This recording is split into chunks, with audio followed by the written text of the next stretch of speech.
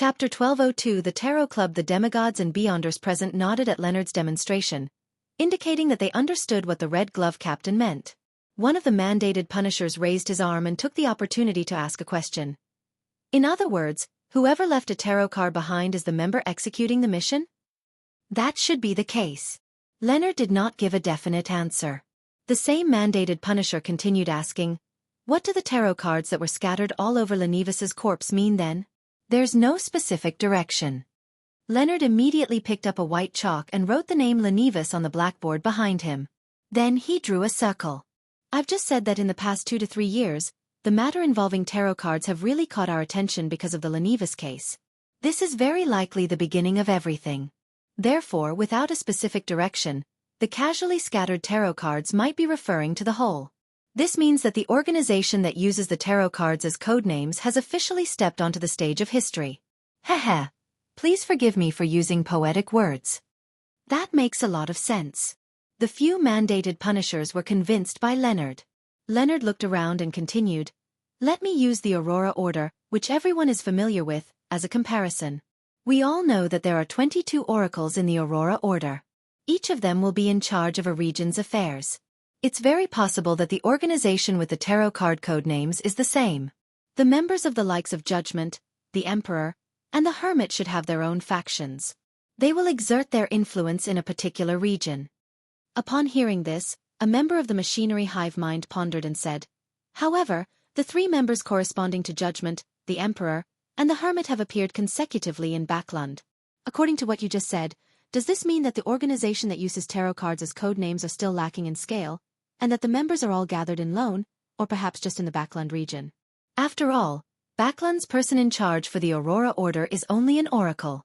As for Saint Tenebris, he's in charge of the entire Lone." Leonard slowly nodded, indicating that he understood what he meant.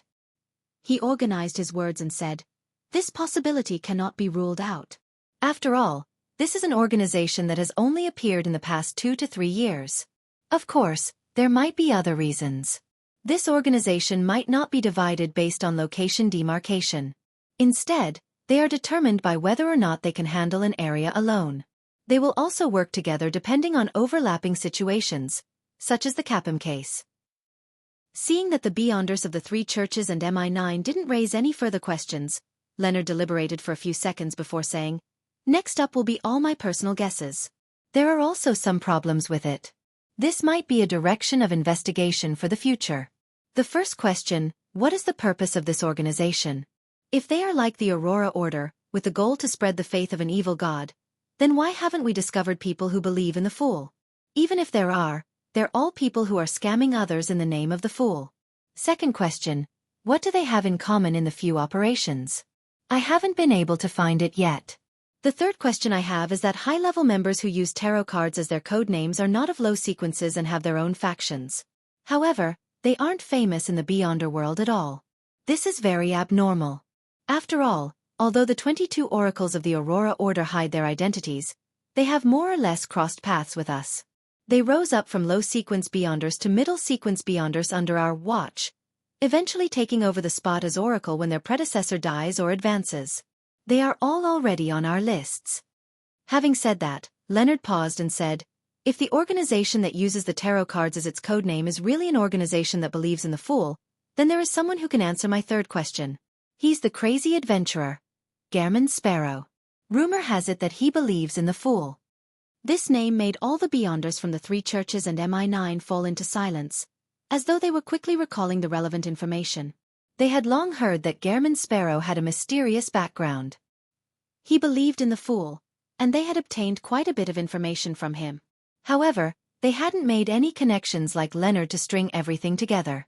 A few seconds later, the Archbishop of the Church of Evernight, St. Anthony, said in a deep voice, "Gehrman Sparrow seems to be in close contact with the original Death Consul of Balam. That's an angel who's still active over the land." This gave the Beyonders who weren't demigods a fright as they instinctively sat up straight. They all knew about Admiral Hell, but due to the confidential restrictions, they didn't know that the Death Consul represented a grounded angel. "That Death Consul doesn't seem to belong to any faction of the Numinous Episcopate," said a Beyonder from MI9 hesitantly. Leonard nodded solemnly. "Perhaps he, is a member of the secret organization that uses the tarot cards as a codename. Death card. There was another round of silence. All the demigods had to admit that this was possible. The level of the secret organization that was represented by tarot cards suddenly rose, reaching a level that was equal to the Aurora Order. In short, Gehrman's Sparrow is a clue. Leonard took a deep breath and slowly said, "Your Graces, ladies and gentlemen, I'm done." Saint Anthony nodded slightly and stood up. He looked around and said, "Up to now, this secret organization that uses tarot cards as their codenames hasn't targeted us yet. It has shown a certain level of friendliness. Now that the war situation is tense, we are severely lacking in manpower, so it's difficult for us to take any major actions. Therefore, I suggest that we try our best to avoid conflict with them and not attempt to eradicate them for the time being. Of course, we have to do what we need to do. A secret organization with the existence of a grounded angel itself represents danger. If we don't understand it or grasp enough information about it, we won't be able to react in time and stop any possible conspiracies." Horimic and the other demigods thought for a moment before nodding in agreement. Anthony Stevens looked around, his gaze landing on Leonard's face. "This investigation will be led by you. Coordinate it well." Leonard agreed solemnly. At this moment, Deep Blue Officiant Randall Valentinus spoke to Leonard impatiently. "Give them a name.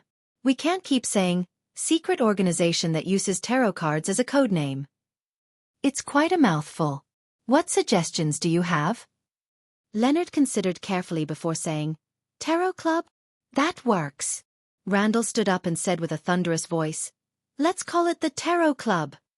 Late at night, in Empress Borough, in the Hall family's villa, the exclusive dessert chef, Tim, suddenly woke up from his dream and stared at the ceiling in the darkness.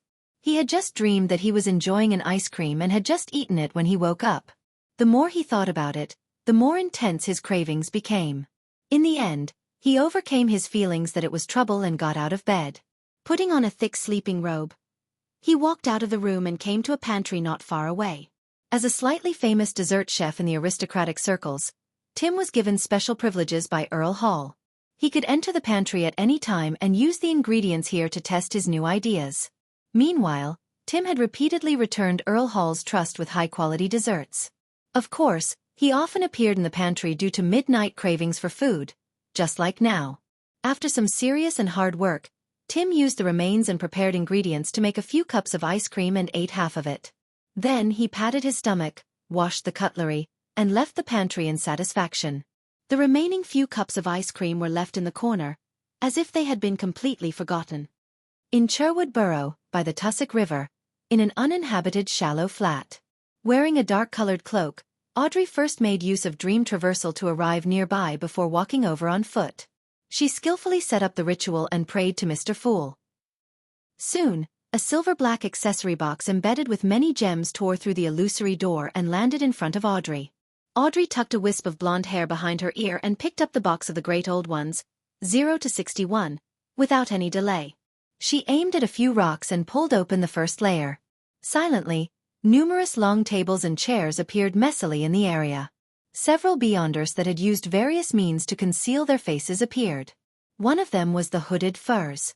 Their skin quickly changed from that of a toy's to that of a human's, and their eyes began to move. Furs, who had the highest sequence, recovered the fastest. Looking around, she was extremely surprised to find that she had unknowingly come to a flat by the side of the river from that apartment. Furthermore, this change was only limited to her overall area. The situation around her was no different from before. Where am I? What happened? Furz's gaze landed on the empty altar. After pondering for a second, she seemed to understand something as she asked in surprise. Has the matter ended?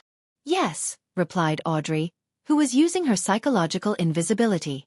It's ended. It's ended. Furz followed up with a confused and dazed question. How's the target? He's dead. Audrey was multitasking as she controlled the other 6 beyonders. Her answer was very simple. He's dead. Saint of Secrets Bodis has died. I didn't participate in the battle. I didn't summon Gehrman Sparrow's historical void projection. Furz's mouth gaped slightly as she felt like she was dreaming. She only felt that she had been terrified for a second and was in a daze for a moment, and the mission had already been completed. At this moment, she saw the surrounding beyonders come to life, but they didn't show any surprise towards the change in environment. It was as if the gathering had been held here. They skillfully destroyed the chairs and long tables and threw them into the tussock river. Then, they left the flats one after another and returned home under the illumination of the street lamps. This is a manipulator. How terrifying. Furs jumped in fright and completely snapped awake. Return first. Audrey didn't have time to explain. She turned around and used the altar from before, preparing to sacrifice the box of the great old ones above the gray fog. Furs shot a look over, but she didn't ask or say anything. She made her body turn transparent as she vanished from where she was. Author's note: the title of this chapter originally should have been Official Debut, but it was just not serious enough. Chapter 1203 Harves in the Ancient Palace Above the Fog. Dark red starlight shot up, forming several figures. Leonard did a casual glance, and his gaze suddenly froze on the silver-black jewelry box placed on the long mottled table. If he recalled correctly, this was likely a Grade 0 sealed artifact, the box of the great old ones that the World Klein Moretti had specially emphasized during the prior private gathering. The Saint of Secrets was really in control of this Grade 0 sealed artifact? And he even used it? Yet, Ma'am Hermit and Miss Justice succeeded? Leonard's pupils dilated slightly as he nearly couldn't believe his eyes. As an official Beyonder, a Red Glove captain of the Church of Evernight, he knew Grade 0 sealed artifacts very well. He knew that these items could easily destroy a city, causing people to suddenly die without putting up any resistance.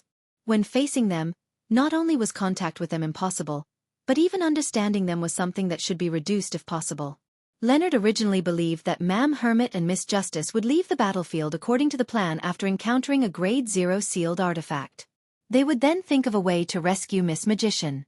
To his surprise, they had succeeded, and had even retrieved the Grade 0 sealed artifact. Ma'am Hermit's mystical reenactment has reached such a high level? Did the Feast of Betrayal she mentioned really make the sealed artifact rebel? Or could it be that Mr. Fool had provided some help? Leonard muttered silently as he glanced at the World Klein Moretti, who was seated at the bottom end of the long bronze table. He discovered that his former colleague was rather calm. Klein surveyed the area and said, "Congratulations, everyone. The hunt this time was very successful. All the spoils of war are here." As he spoke, he raised his right hand, condensing various bits of mysterious knowledge into a pale white luster. He also included a small number of legends that came from the East, such as Peach Blossom Spring and Lanks Go Match. He wanted Ma'am Hermit to test if they were mystical or not, and whether there was any real source. "Ma'am, this is your reward." The World Klein made the pale white light fly towards the Hermit Catlia. Then, he pointed at the box of the great old ones, the secret sorcerer's Beyonder characteristic, the traveler's luggage, Botis's eyeballs, 9 worms of star, large amounts of gems and materials on the table. In addition, you have the right to choose first. After the battle at the demigod level with the Saint of Secrets, Catlia finally found the bearing and confidence of a saint. She first received the pale white glow and closed her eyes to digest the mysterious knowledge contained within. In the second epoch, the ancient gods believed that the original creator, the oldest one, left some objects behind. Perhaps it was a kingdom, formed from a portion of his body or something that he created. There are 9 of these that contain the various spherote. They are the Chaos Sea, Sapphira Castle, River of Eternal Darkness, Knowledge Moor, Tenebrous World, Brood Hive, Nation of Disorder, City of Calamity, and the Key of Light. The ancient sun god came from a place known as Chernobyl. The Marauder Pathways Sequence 0 is called Error. Emperor Roselle's fairy tales might have originated from something that happened before. As the mysticism knowledge resonated in her, Catlia couldn't help but open her eyes and look at the world Gehrman Sparrow. There were too many things inside that shocked her, making her realize that she had opened the door to a whole new world. "I never thought of Mr. Fool's origins in the past. Now I can vaguely grasp it." A thought flashed through Catlia's mind as she had a guess. She immediately controlled herself. She didn't want to think too much, nor did she dare to think too deeply about it. She was afraid that she would come up with an answer that was enough to make her lose control. This is one of the 9 spherote. Mr. Fool's goal is to gather all the spherote and attempt to recover. Raising her right hand, she nudged her heavy glasses on her nose bridge. Catlia forced herself to focus her attention on the small tails, and decided to return to the real world to completely digest the potion before she attempted to create magic with them, allowing her to draw on their power using mystical reenactment. Of course, she also believed that not every one of them would succeed. She believed that a portion of those stories were purely fabricated. After all, this was a gift from Mr. World. There was no guarantee that they would be effective. After all, out of the many fairy tales and ancient legends that Emperor Roselle recounted to Queen Mystic back then, only a few of them truly produced magic. She took a few seconds to compose herself and cast her gaze to the middle of the long mottled table, preparing to choose her spoil of war. Without a doubt, the most eye-catching item was the box of the Great Old Ones labeled 0 to 61. The silver-black jewelry box embedded with many gems completely overshadowed all the other items. Catlia wasn't too unfamiliar with Grade 0 sealed artifacts, because Queen Mystic had more than one. It was also because of this reason that the Queen's Element Dawn was able to compete with the ancient organization, Moses Ascetic Order, that had been born in the early 4th epoch.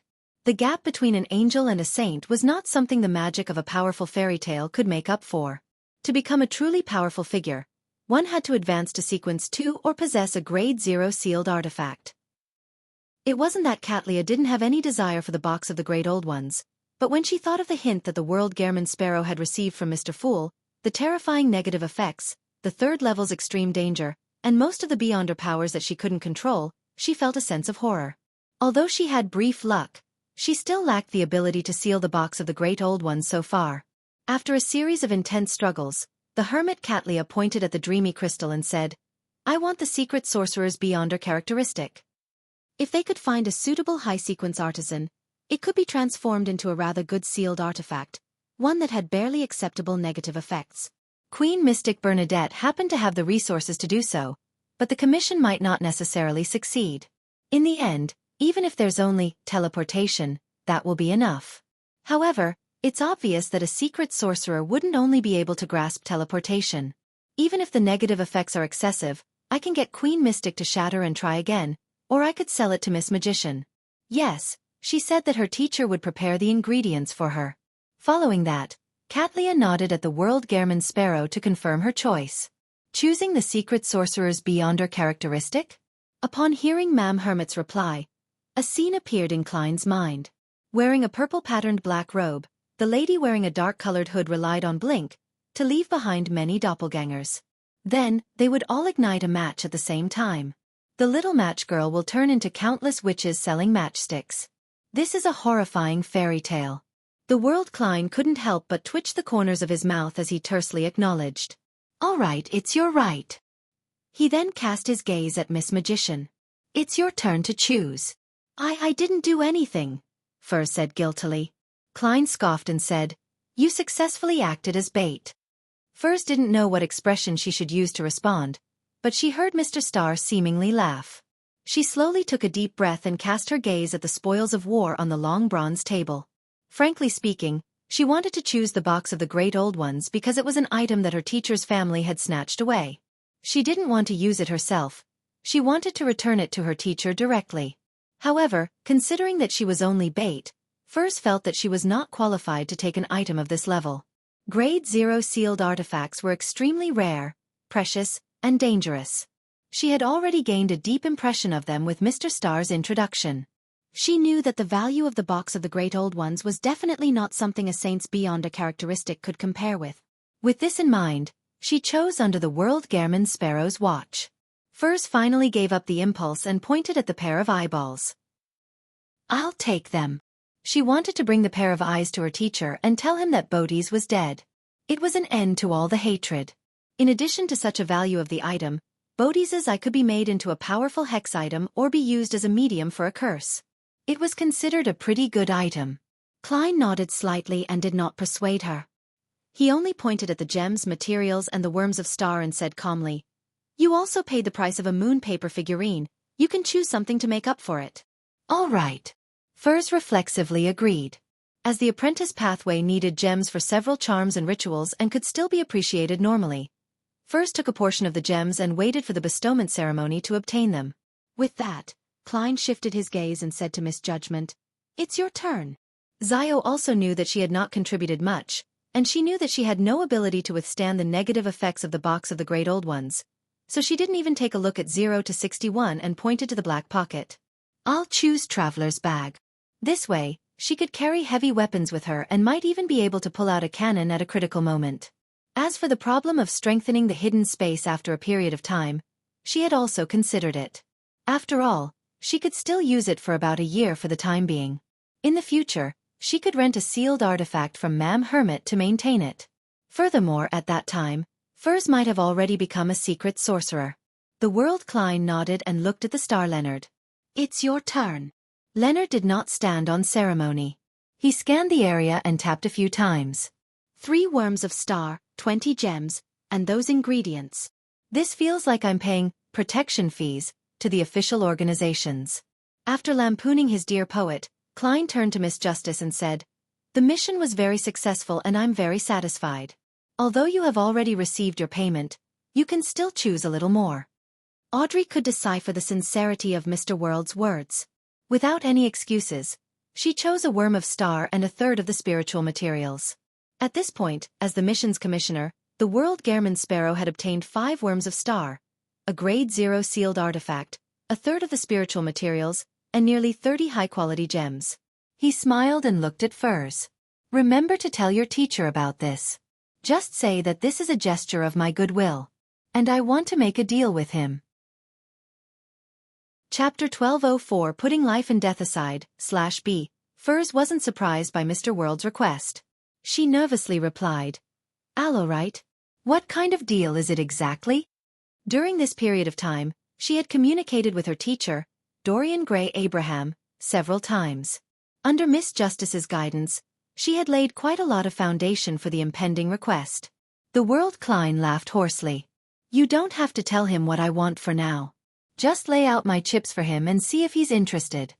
"Your bargaining chip is still the promise to break the Abraham family's curse?" Furs cautiously sought confirmation. Klein nodded and pointed at 0 to 61 on the long modeled table. "It can also be this box of the great old ones."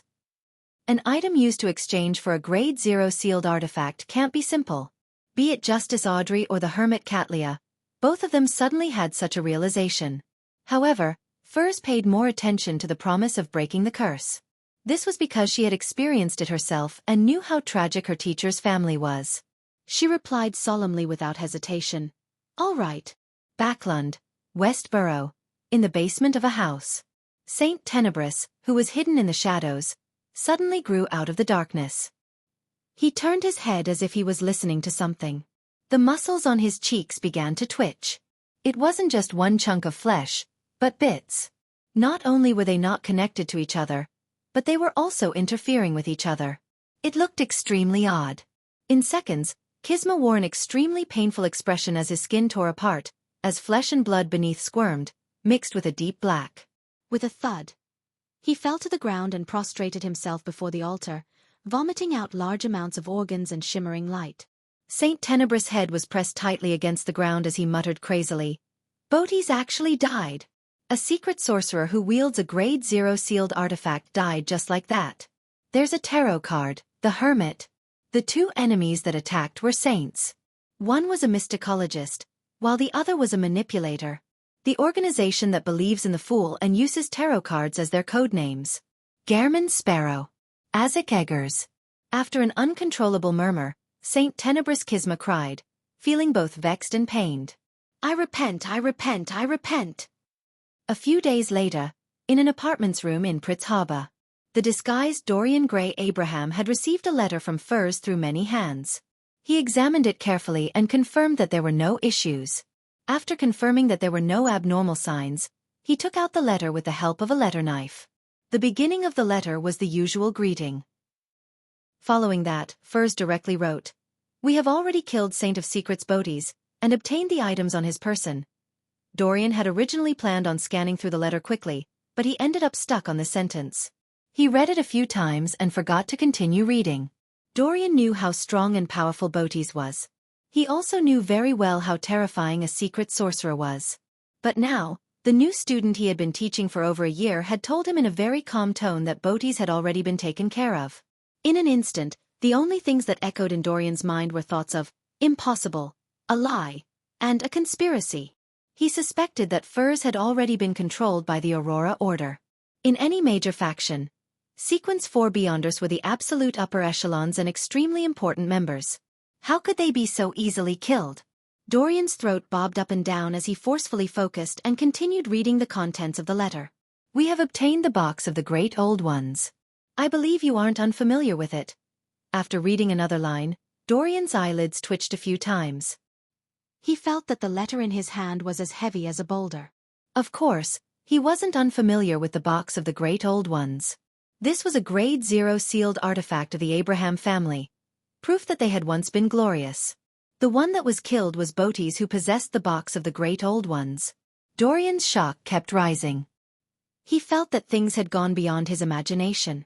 On the other hand, he felt that there was a possibility that it wasn't impossible.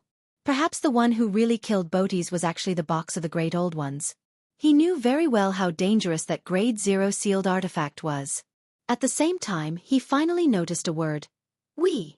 This was the first time Furs had indicated that she had companions and partners. Of course, Dorian had already guessed it, but he hadn't called her out. Indeed. Dorian sighed and eagerly read the rest. I have a friend who wants to show you his goodwill by pushing for this operation against Botes. He said that he wants to make a deal with you, and is willing to use the box of the Great Old Ones or a promise to remove the Abraham family's curse in exchange. He wonders if you are interested. He doesn't know where you are, and I won't tell him. You can totally refuse. A promise to remove the curse? Dorian skipped over the box of the Great Old Ones and ruminated on the extremely important part of the sentence. After the first few letters, he had fully understood the true nature of the family's curse. It was both a sorrowful and helpless matter, a glimmer of hope that was brewed out of the pain. Before this, who would have thought that the person who caused the descendants of the Abraham family to lose control would be their ancestors' cry for help? This was like a cruel joke from fate. Dorian didn't know if Mr. Dor knew the consequences of his actions, nor did he know how to describe his complicated feelings. However, he couldn't help but start searching for a way to make Mr. Dor return and completely remove the family curse. This was a path with very slim hope, but for the Abraham family, it was enough, because a light had finally appeared in the darkness. After an unknown period of time, Dorian folded the letter and smiled bitterly to himself. Goodwill. Such goodwill is frightening. After he muttered to himself, he fell into silence again. His expression was gloomy and his heart seemed to be struggling. Gong. The sound of the wall clock rang punctually, snapping Dorian out of his daze. His expression gradually became solemn, and he finally made a decision. After making up his mind, Dorian felt much more relaxed. He even smiled. He first burned Furz's letter before packing his bag and heading out to the steam locomotive station in Pritz Harbor. He was going to Southville, but not to hide, but to make some preparations.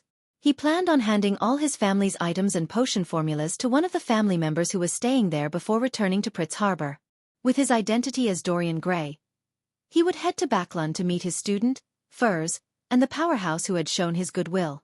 When the time came, he would consume a type of medicine in advance to allow himself to suffer a powerful curse that rooted itself in his spirit body.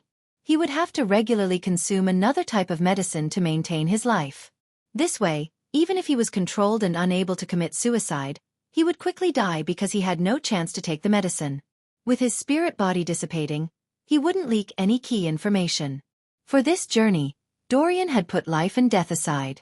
He was willing to sacrifice his life for that slim hope. Northborough in Backlund, beneath St. Samuel Cathedral. Leonard, who had just had a discussion with the members of the mandated punishers, the machinery hive mind, and MI9, returned to his office and sat down. At that moment, the slightly aged voice of Palaz Zoroast resounded in his mind. They've finally found the exact location of the Jacob family's treasure trove and are about to enter. Ah!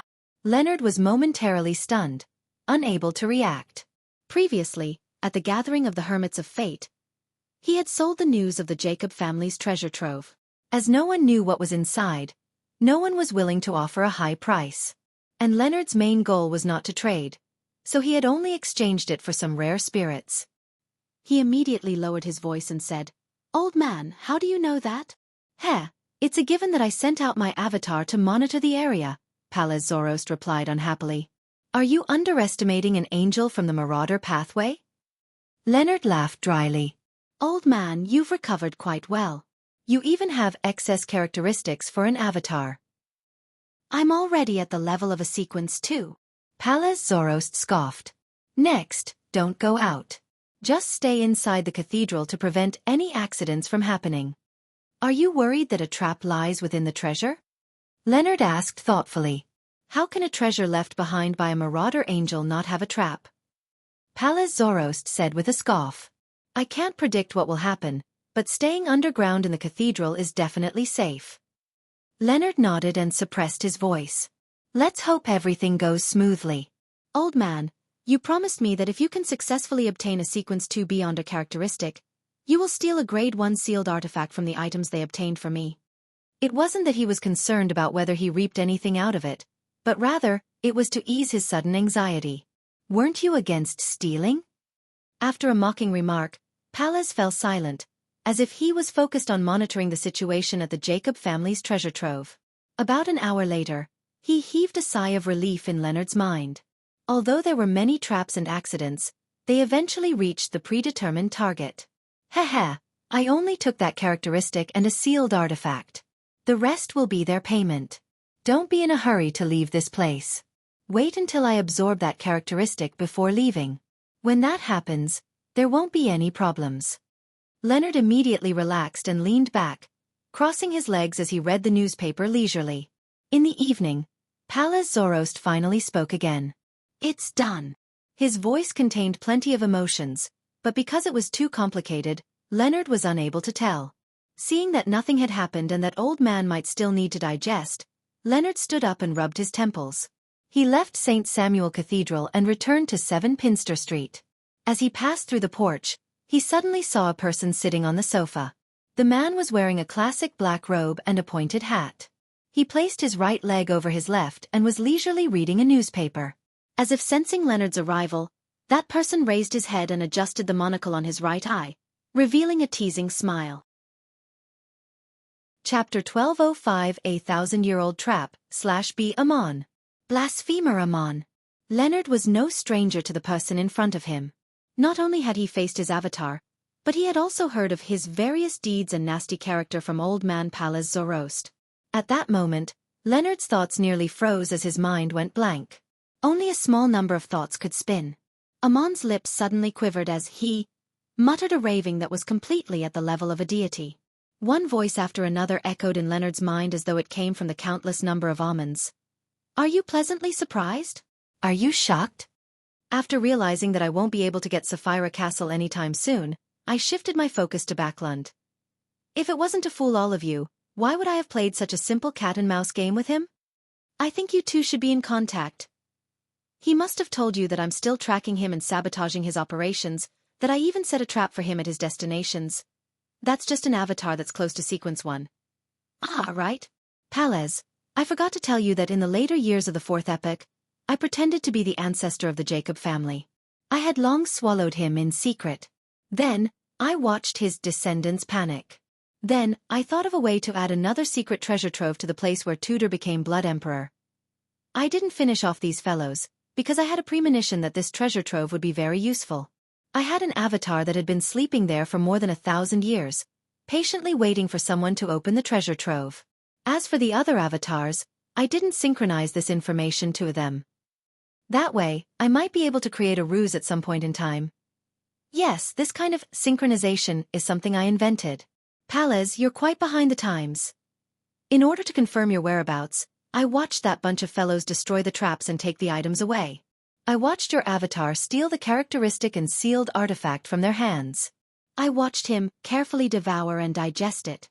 Now my patience has finally paid off. I guess you must be thinking of how to stall for time and wait for a deity's descent. These voices overlapped each other, tearing through Leonard's thoughts and hurting his soul. It made his head swell and contract, causing a bunch of short black hair to grow on his face.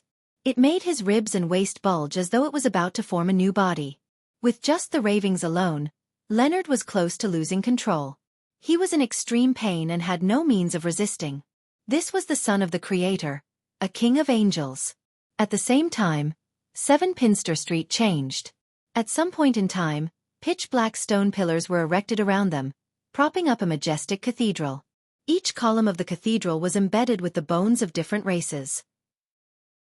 They were densely packed as they used different eye sockets to stare at the puny Leonard, who stood in the middle as though they were conducting a trial. Amon stood in front of the cross that was more than 100 meters tall in the depths of the church, smiling as he looked at Leonard's grimacing face. "This corpse cathedral is pretty good, isn't it? I just stole it not long ago. This way, if they wish to discover any abnormalities here and do a deity's descent, it can stall for at least 30 seconds. That's enough." As he spoke, Amon raised his hand to pinch the crystal monocle that had a beaming face underneath it. Leonard suddenly heard a gong. It was ethereal, as though it came from an infinite distance away. This caused the ear-piercing ravings that tainted Leonard's spirit body to come to an abrupt stop as everything around him turned silent. In Leonard's eyes, beams of light shot out from his body, condensing into a pure figure that was like a wingless angel. The figure was also 100 meters tall, and its body constantly coruscated with a faint glow, as though it was announcing the passage of time. With that, Leonard's body was pushed by an invisible force as he flew towards the door of the corpse cathedral. On the door, transparent and distorted faces appeared. They sealed the inside from the outside, isolating it from the spirit world and the astral world. Gong! Another bell rang. The transparent faces filled with pain froze. Leonard's figure was no longer obstructed. In this short span of time, he passed through the main door of the corpse cathedral, without feeling anything. Everything he saw instantly returned to normal. There was still a bit of light high up in the sky. The gas lamps by the side of the streets were already emitting light, illuminating 7 Pinster Street. From the outside, the building was silent, quiet, and dark. There was nobody around. "Old man." It was only at this moment that Leonard finally found his train of thought. His heart tightened as he strode forward and returned to the house. However, the door to 7 Pinster Street was so heavy that he couldn't open it any time soon. With this obstruction, Leonard finally regained some of his senses. He hurriedly retreated as he quickly thought of what he could do to save Old Man. After a few steps, he stopped and lowered his head with a solemn expression. He quickly chanted in Jotun, "The fool that doesn't belong to this era." Leonard already knew that the one inside was Amon's true body. And to deal with Amon's true body, he could only seek help from a god.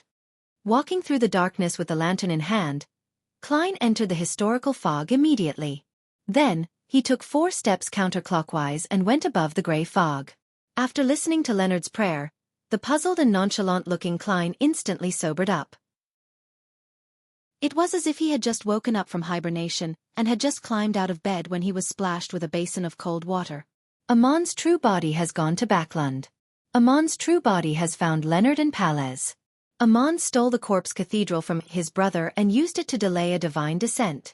So it turns out that when he suggested that we play the game of who will be the first to find Black Demonic Wolf Kotor, he had never thought of deciding on a winner. He didn't care what the stakes were either.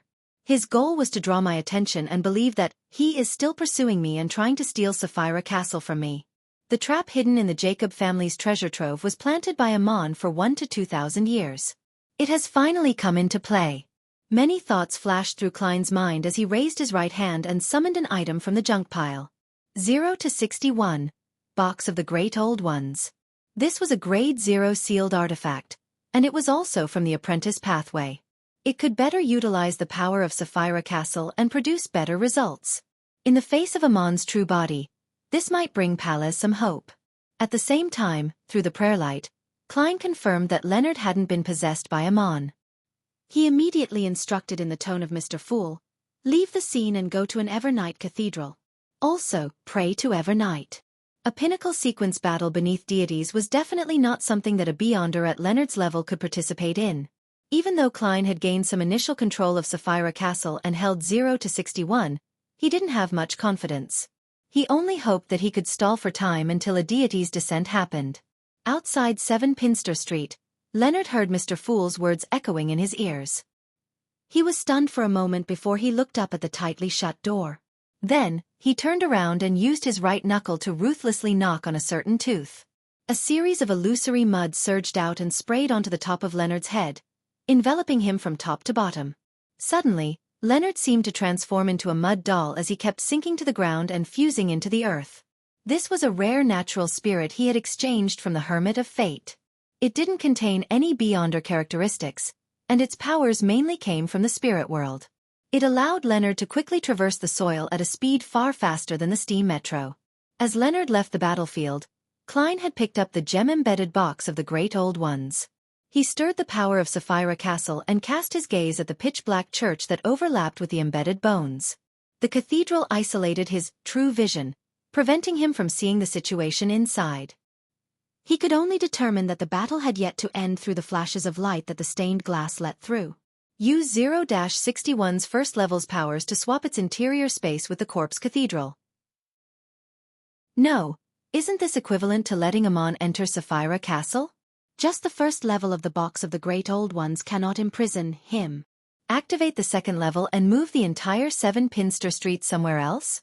No, it won't work either. Once we leave Backlund, there won't be a timely divine descent. It will be even more dangerous for Palez Zoroast. Third level? Opening it might lead to a switch in owners of Sapphira Castle. As his thoughts flashed through his mind, Klein came up with an idea. He wanted to narrow the target area to a tiny point and exert pressure on it to crack it. He wanted to exchange the Corpse Cathedral's door and the space in the first level of the box of the Great Old Ones using Sapphira Castle, so that the seal that isolated the spirit world and the astral world would be ineffective. If that was the case, the deities would realize the situation and accelerate the speed of a deity's descent. At the end of the long mottled table, Klein sat in his high-backed chair and aimed at the crimson star representing Leonard as he opened the first level of the box of the Great Old Ones. The surging power in Sapphira Castle suddenly calmed down, returning to its usual concealment as it silently pierced through the crimson star. In the real world at 7 Pinster Street, the door of the Corpse Cathedral that overlapped with ordinary buildings lost its luster. Following that, it became a light pool with gravel and cobblestone. The situation inside and outside suddenly cleared up, and it was reflected in Klein's eyes. In front of the cross that was 100 meters tall, the black-robed pointed hat, and a monocled Amon, slowly turned around to the opened door. He held a crystal pillar formed from light and shadows in his hands. There were many 12-ringed worms of time swimming rapidly inside. Everything around them seemed to stop. Amon raised his head and looked up into the sky as the corners of his mouth curled up. 1206 sly old foxes, every one of them, /be too late? After Klein's heart sank, he suddenly felt the box of the Great Old Ones in his hand shake violently. He hurriedly looked down and saw that the surface of the Corpse Cathedral's door, which had shrunken into a toy, emitted rays of light. Every twisted face on the white skull seemed to come alive. Adam's Corpse Cathedral has such a high level? It can withstand the first level of 0-61 with just one door? Without any hesitation, Klein used the crimson star representing Leonard and locked onto a gas lamp on 7 Pinster Street. Suddenly, the door with white bones protruding out with a distorted face returned to the real world. And on the first level of the box of the Great Old Ones, there was an additional toy street lamp. Right on the heels of that, Klein aimed at the Amon inside the Corpse Cathedral as he swiped his right hand, opening the second level of 0-61. At that moment, Palez Zoroast was no longer present on the battlefield. Without any qualms, Klein could move Amon elsewhere. He had designated the destination to be the astral world, hoping that the 7 deities would show him their love, but it was unknown if there would be a random anomaly. At this moment, the door returned to the Corpse Cathedral. Then, the majestic building that overlapped with 7 Pinster Street quickly disintegrated. The process of the collapse was very organized. First, it began from the dome, followed by the arches and the walls. It finally ended with the pitch-black stone pillars. The item that fell didn't hit the ground and instead disappeared in midair. Standing in front of the cross, Amon also began to dissipate along with the collapse of the entire Corpse Cathedral. It was as though he had also been envisioned, an entity that could be removed at any time. Of course, Klein knew very well that this was only Amon exploiting a loophole to use the expiration of the imagined Corpse Cathedral, so as to also become a figment of imagination to leave Backlund. Boom! At some point in time, a thick dark cloud appeared in midair. A ball of lightning the size of a house dragged a silvery white stream of light as it ruthlessly smashed onto the Corpse Cathedral and Amon's body that had not completely disintegrated. A fine crack appeared on Amon's crystal monocle as the pointed hat on his head collapsed. However, this angel of time didn't panic. When his face twitched uncontrollably, he maintained his smile and held the crystal pillar formed from light and shadows. Like an illusion, he completely disintegrated as the sea of light that filled the Corpse Cathedral vanished. In the next second, the pitch-black and bone-embedded towering cathedral returned to the realm of fantasy.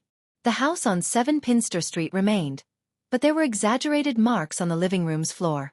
The mark was like a person lying there, having turned to ashes.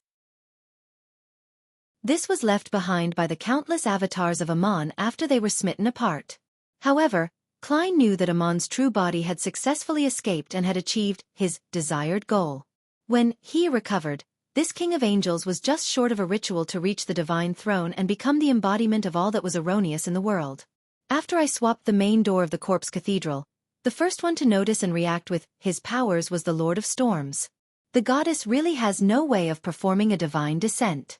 She can only use various mediums to interfere with reality, making it difficult for her to affect him when he is prepared. I was still feeling happy for myself that I managed to escape from Amon. I was satisfied that I had repeatedly avoided him and didn't fall into his traps, but in the end, he ended up pulling off such a huge stunt without any prior warning. When did he transfer his focus to Backlund? It should be after I deceived the laws to resurrect elsewhere. He caught a hint of Pallas Zoroast, as well as the fact that there's a connection between him and me. He began to target the last sequence 1 Beyonder characteristic so as to become a true god. Back then, Leonard didn't explain in detail when he was praying. He only mentioned that there was a problem with the treasure trove of the Jacob family. For a sequence 1 angel who's so familiar with Amon to not notice anything amiss and fall into the trap, Amon must have done something incredible again. Phew, although I've rapidly grown in my battle of wits with Amon and completed a transformation, I'm still far from being a top swindler like him. I'm still too tender. Once Amon becomes a sequence 0 error and can even traverse the land, it will be tough for me. No, I have to figure out the Marauder Pathways ritual to become a god. I need to think of a way to do some damage. I can't let Amon easily ascend to the divine throne. But can this be what Amon wants? He will deliberately hold a ritual and wait for me to knock on his doorstep? As his thoughts raced, Klein let out a long sigh. Then, he sent a message to Leonard in the tone of the fool. There's no need to pray. In St. Samuel Cathedral, Leonard had just emerged from the soil in the garden. He was trying to rush into the prayer hall when he heard Mr. Fool's words. There's no need to pray. Leonard slowed down as he repeated the sentence in a daze. He slowed down and finally stopped beside a stone pillar. He lowered his head and raised his hands to cover his face. At this moment, a slightly aged voice suddenly echoed in his mind. What are you sad about? I haven't died yet. Ah! Leonard released his hands and said in a daze and pleasant surprise, Old man, you haven't died yet? His eyes were already slightly red. Look at you, what are you saying? Pallas Zoroast's voice was clearly weak. Ahem, to put it simply, I've died once, but not entirely yet. Leonard finally heaved a sigh of relief and looked around. Seeing that no one was paying attention, he lowered his voice and said, Did you successfully deceive Amon? I can't really call it deceiving. Pallas Zoroast sighed and said, All these years, the thing I've thought about the most is what I should do if Amon's true body finds me. After repeated experiments, I've also created a technique. After my true body dies, I can revive in my avatar. However, I will lose the sequence 1 Beyonder characteristic and passively lower my level. I haven't been left behind by the times either. In other words, Amon killed you once and obtained your sequence 1 characteristic while you resurrected at the sequence 2 level? Leonard had a rough idea of what was going on as he asked in confirmation. Pallas Zoroast sighed and replied, Something like that. Actually, it's not like Amon didn't notice it. He didn't do anything to stop it when I pushed you out of the corpse cathedral. He just wanted to leave some hope for me, and make me lose my will to fight to the death in the upcoming battle. Sigh, if not for that, I wouldn't have been finished by him so quickly. After all, I'd basically recovered after absorbing the treasure trove's Beyonder characteristic. Leonard blurted out in surprise. Old man, you pushed me out of the corpse cathedral because I have your avatar in me?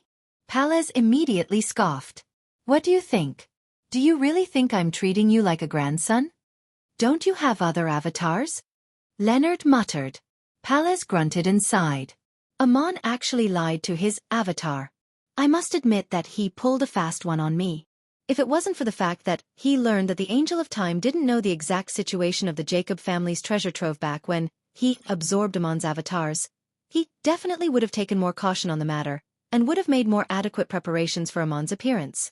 This was the most important reason. As for the other matters regarding the Jacob family's ancestor or Klein Moretti playing hide-and-seek with Amon's true body in the forsaken land of the gods, none of them were key in him making up his mind. Leonard thought for a moment and consoled, "Old man, you would have fallen for this most fatal of traps in the treasure trove regardless, so it isn't bad for you to have survived it." "That's not it," Pallas immediately refuted. "If I had a premonition that something dangerous would happen, I would have directly taken up the faith of a true god and become their grounded angel. With their protection, I would head to Jacob family's treasure trove. After I absorbed the characteristic and regained the strength of a sequence 1, I was considering this problem.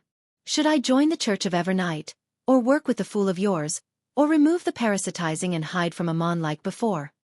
Upon saying this, his emotions became very complicated again. Old man really has quite a plan. Why are you so familiar with seeking refuge from a deity? Leonard sighed inwardly as he focused his attention on the most important matter. "Old man, after Amon obtained your sequence 1 beyond a characteristic, will he be preparing the apotheosis ritual?" "Yes," Pallas replied in a deep voice. "This means that, for a very long period of time, your former colleague and ourselves would, at most, be harassed by Amon's lower-level avatars, or nothing at all." "What is the requirement of his apotheosis ritual?" Leonard pressed. Pallas fell silent for a second before saying, "To replace someone during their apotheosis ritual." At this point, Pallas laughed self-deprecatingly. "Amon's next focus will definitely be the apotheosis ritual. This will be our last moments of peace and quiet. Once he becomes a god, he will definitely come to you to deal with the fool through you. Although I can abandon you and run ahead of time, I have to worry that he has the intention of retrieving all the characteristics at the angel level. Gain control of those rare spirits as soon as possible, digest the potion, and become a demigod. Wield a holy artifact, and obtain the favor of Evernight." Leonard's expression turned serious as he slowly nodded. He immediately found a quiet spot and informed Mr. Fool through a prayer of the key information. "Someone else's apotheosis ritual? The only one who seems to be able to become a god anytime soon is Adam. It's good if the two brothers end up fighting. The final period of peace. I hope that the avatars that Amon leaves behind to interfere with me won't be too strong. I hope that I can find traces of the dark demonic wolf as soon as possible. I hope that Dorian will agree to the deal." Klein sighed and returned to the real world. He continued walking in the dark with his lantern raised.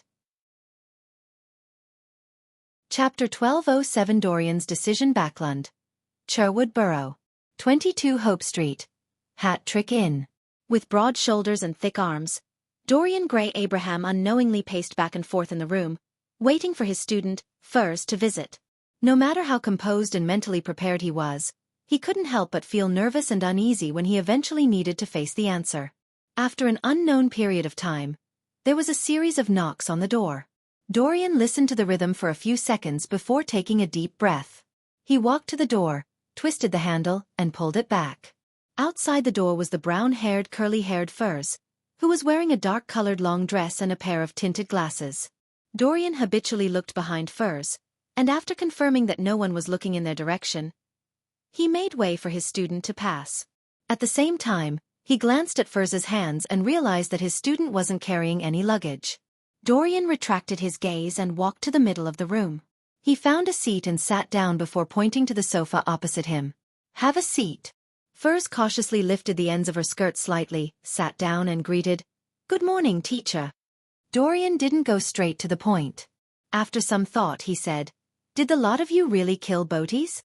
"Yes." Furs took out an exquisite long cigar case from her pocket and opened it to show Dorian its interior. It was a pair of dark black eyes that were frozen with indescribable horror, as though they had seen something extremely terrifying before they died. Dorian had originally been mentally prepared. It was just like receiving the terrifying head that would cause nightmares the previous time, one that was put together one bloody fragment at a time.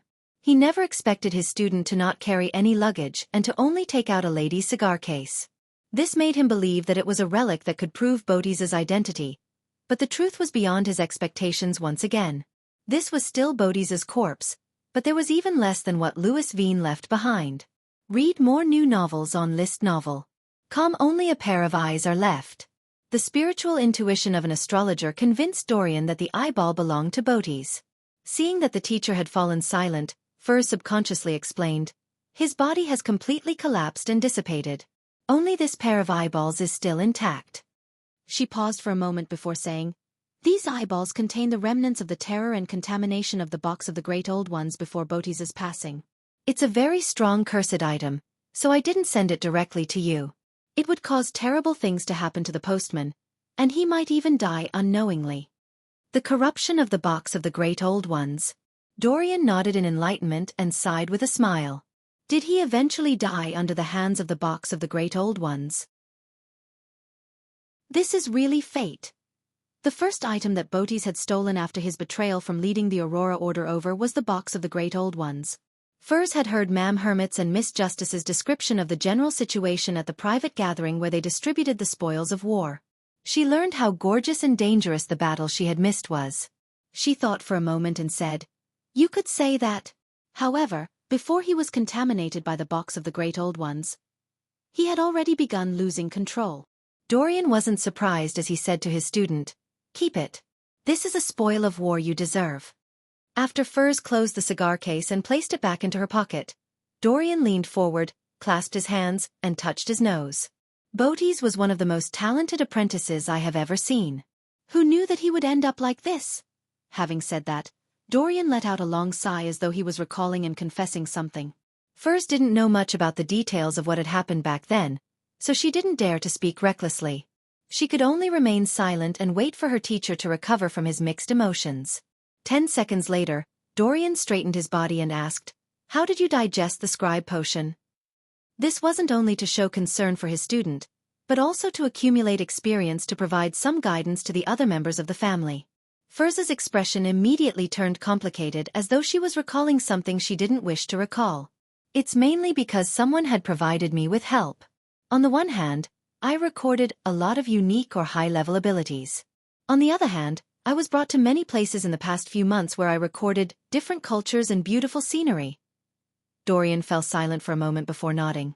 "This isn't easy to imitate," he then asked. "Gammon Sparrow?" "Yes." Furs gave an affirmative response. Dorian fell silent again. A few seconds later he said, "What kind of deal does he want to make? Or rather, what does he want?"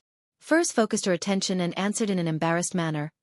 "He wants the potion formula of a planeswalker, and he plans on using the box of the Great Old Ones to exchange for one of the 2 Grade 0 sealed artifacts in your family's hands." This price was definitely a generous offer. Furs had originally thought that Mr. World was going to use a promise to exchange for the planeswalker potion formula and a Grade 0 sealed artifact, but she never expected him to throw in the box of the Great Old Ones. Of course, it was definitely of value to allow the Abraham family to be free of the curse. However, a promise was forever a promise that might not be fulfilled. Dorian wasn't surprised by Gammon Sparrow's request for a Grade 0 sealed artifact. He had long been mentally prepared, and instead, he felt that the conditions were beyond his imagination. After all, the Abraham family didn't have many things that a demigod could covet at this point in time. He frowned slightly and said, "Why does he want the potion formula of a planeswalker?" "I don't know," Fuzz answered frankly. Dorian stood up and started pacing. Suddenly, he stopped and looked at Furs. "I need to meet him and have a chat before I can make a decision."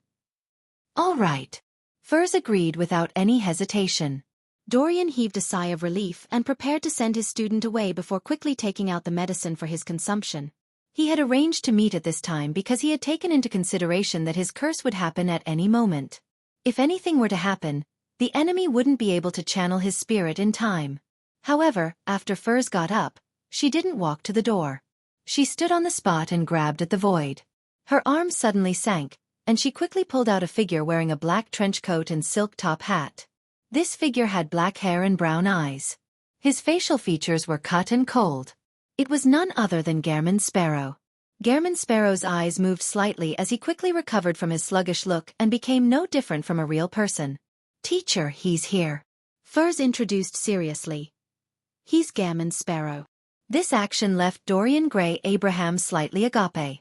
He forgot to close his mouth and didn't respond for a moment. Although he came from an ancient family clan and knew many secrets, There were many things he couldn't imagine even if he read the description due to him being only a sequence 7. After moving his consciousness over, Klein reached into his clothes and took out a golden pocket watch. Ha! He opened his pocket watch and took a look. Without any emotions, he said to Dorian, "You have 3 minutes. It's exactly as the rumors say.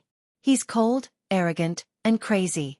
Dorian didn't dare to waste any time and directly said, "Give me a reason to believe in your promise."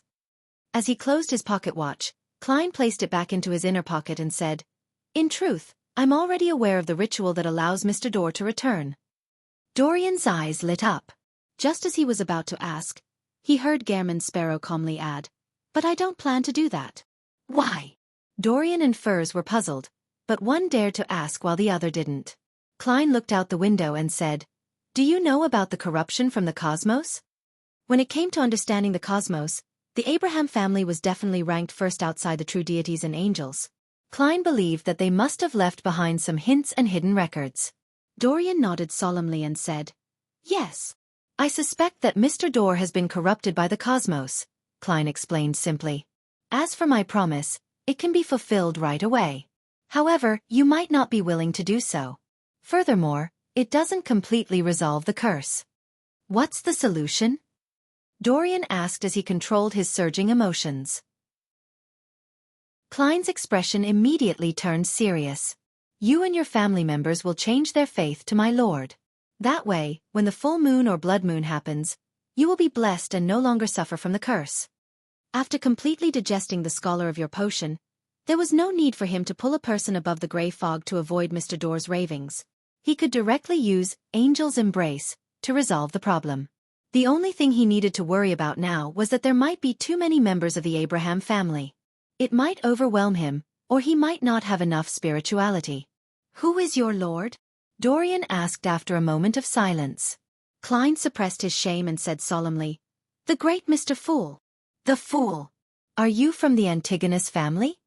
Dorian suddenly made some connections. Klein shook his head and rejected his guess. Dorian fell silent again, but considering that there were only 3 minutes left, he hurriedly asked, "If we believe in that entity, we can avoid the troubles brought about by the curse?" As an ancient family member, he knew very well how dangerous it was to believe in an unknown existence. He was afraid that he would resolve Mr. Dorr's ravings, but bring about another curse. Klein answered frankly, "This is just a temporary solution. I will find a better solution for you."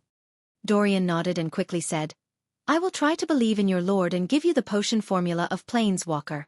If the curse can really be resolved temporarily, we will complete the transaction of the Grade 0 sealed artifact." He planned on using himself as an experiment to see if the method worked. Furthermore, he didn't plan on telling the other family members. He wanted to get them to wait for Gairman Sparrow's supposedly better solution until they couldn't wait any longer. "All right." Klein took out a pen and paper from his pocket and scribbled the honorific name of the fool. As for Dorian, he also began to use a crystal ball to aid in his memories, recording down the potion formula of Planeswalker. After the exchange, Klein cast his gaze towards the supplementary ingredients and ritual. Supplementary ingredients: 1 worm of star, 1 worm of time, 1 worm of spirit. Advancement ritual: leave legends in 9 places outside this planet. Chapter 1208 The long-awaited serenity. Leave legends in 9 places other than this planet. Isn't this the cosmos? Looking at the potion formula in his hand, Klein nearly frowned. He felt that this was more dangerous than the advancement ritual of a miracle invoker. Although the box of the Great Old Ones and the 2 Grade 0 sealed artifacts of the Abraham family, as well as a number of Grade 1 sealed artifacts, had the ability to send people into the cosmos, making the ritual appear simple, he clearly remembered that the Church of Evernight's ascetic leader Ariana had once warned him that the cosmos contained extremely terrifying corruption. It was dangerous to even understand it before becoming an angel. One will be corrupted by the cosmos if they aren't a planeswalker, and to become a planeswalker, one has to travel the cosmos. This has become an impasse. There's no way to resolve it. Perhaps, the Abraham family has records of relatively safe locations in the cosmos. I can't be too pessimistic. Also, I have to use divination to verify the authenticity of this formula when I'm back. Dorian not lying to me doesn't mean that he wouldn't be lied to. Klein retracted his gaze and looked at Dorian Gray Abraham opposite him. Where are all the Planeswalker Beyonder characteristics? Having memorized the fool's honorific name, Dorian thought for 2 seconds before saying, 2 of them are in the form of Grade 0 sealed artifacts in our family. 1 is in the form of the box of the Great Old Ones. 1 is said to be in the hands of the Demonist sect, while another is with the Church of the God of Combat. There is 1 more, but no one has found it since the Second Epoch. If I could use the box of the Great Old Ones to exchange for one of the 2 relatively normal Grade 0 sealed artifacts of the Abraham family, I wouldn't have to worry about obtaining the Planeswalker Beyonder characteristic. However, that advancement ritual is truly a problem. Besides, the essence of this ritual is clearly to leave a mark in the cosmos. No matter how many changes are made, I won't be able to bypass the cosmos. Klein controlled his expression and nodded at Dorian. I hope you can find the answer when the crimson moon becomes full. With that said, his figure rapidly turned faint, having reached Furza's limit. Upon seeing Gairman Sparrow leave like that, Dorian subconsciously looked down at the piece of paper with the honorific name of the fool in his hand. He realized that it had also turned illusory and disappeared. Dorian was unable to find the correct answer from the various Beyonder powers recorded by his family. He turned to look at Furz, opened his mouth intending to ask her. At that moment, he felt a sudden pain in his heart as his pupils rapidly dilated. Oh no! The curse is about to act up. Dorian hurriedly reached into his pocket to retrieve a small metal bottle. He opened the lid and gulped it down. Clang! His actions were so hurried that the lid of the metal bottle fell to the ground. Furz watched as her teacher's face turned pale. She watched as he clutched his chest, unable to react to what had happened. As a former surgeon, she quickly came to a conclusion and hurriedly said, "Teacher, are you having a heart attack? Do you have any special medicine?" After asking the last question, Furz realized that she had been overly anxious and concerned, making her appear a little silly. The bottle that the teacher drank was definitely the special medicine. "Do you need any help?" "I have the recorded a doctor's powers," Furz asked when she saw that her teacher had recovered based on his expression. Dorian shook his head, indicating that he was fine. At the same time, he sighed inwardly. "It's because you didn't do as I planned and had directly summoned Gairman Sparrow into this room, causing me to not have time to drink the medicine." Sonia C., the capital of the Rörsted Archipelago, the city of generosity, Byam. The Blue Avenger docked at the port in the evening. During that period of time, the damage brought to the sea traffic around Sonia Island by the Church of the Lord of Storms had finally attracted the actions of the Faesak Empire's demigods. Many captains had died in the line of duty, and their fleet had suffered a severe blow. Alger Wilson and his crew avoided this attack while hiding in the primitive forest of the island while waiting for an opportunity to attack the port. After the Church of the Lord of Storms and the lone naval army declared their goal for this battle had been achieved, they returned to Posu Island to rest since it was over. After that, Alger deliberately engaged in battle. He appeared pious, passionate, and fervent. He was praised by the cardinals as a result. This was because he was familiar with the area around the Rörsted Archipelago. Without a doubt, he had been sent here to strengthen the naval forces of the important colony. Of course, in order to avoid conflict with his past identity, he also made preparations for other matters in the future. Alger and his crew arrived in Byam in the name of recruiting pirates. In this war, many pirates were recruited, effectively making up for the losses of the navies of the various countries, just like the recruitment of mercenaries during the early and mid stages of the Fourth Epoch. Taking advantage of the fact that there was still some light in the sky, Alger got off the boat and headed straight for Sea King John Cotman's Cathedral of Waves. As a Sequence 5 ocean songster, he had the right to directly meet the Church of the Lord of Storms Cardinal, a high-ranking deacon of the mandated Punishers. As he walked, Alger suddenly saw a familiar face. It was a middle-aged man wearing a formal suit, a bow tie, and glasses. He looked rather refined, but Alger knew very well that he was a believer of sea god Calvetua. He had once been a pirate, and now he was a merchant that did business with both the authorities and the underworld. "Long time no see, Ralph." Alger greeted the illegitimate child that had Lone, Faesak, and Rörsted mixed blood. Ralph was stunned for a moment, as if he couldn't recognize the captain of the Blue Avenger. "Alger? Our captain of the ghost ship?" After a few seconds, he asked in surprise. Alger smiled and said, "Did I change a lot?" Ralph frowned and replied, "Your temperament has changed a lot. It's even more like the ocean and dark clouds before a storm. Quite a keen eye. However, this is an act I'm deliberately showing. After consuming the ocean songster potion, if there wasn't such a change, I wouldn't seem like someone from the Church of the Lord of Storms. Alger sighed and said, because there are too many things to worry about. Now, it's all good. I've already been hired by the Church of the Lord of Storms. Ralph narrowed his eyes as a sense of vigilance rose in his heart. He laughed and said, this is indeed a good thing if there was no war. Alger glanced at the spot where Ralph had just come out and asked, when did a new school appear here? He could see at a glance that there were 4-story buildings, a cement field, a garden lawn, and many children happily playing. The children had dark skin, but some of them didn't have bronze skin like the locals.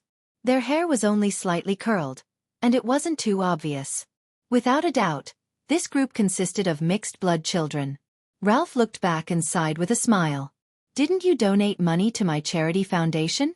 Under God's guidance, I established a few schools in several large cities on the island, specially providing education, 3 meals, and accommodation for these discriminated children. Our childhood was gloomy, and I don't want them to be the same. At the same time Ralph responded, Alger kept staring at the school. When Ralph was done speaking, Alger looked away and said, I thought you would have taken at least half of it. Ralph broke out into laughter. Seems like I left a terrible impression on you. How is it? What opinions do you have about this school? Alger sized him up and said, do you think I've been to school before?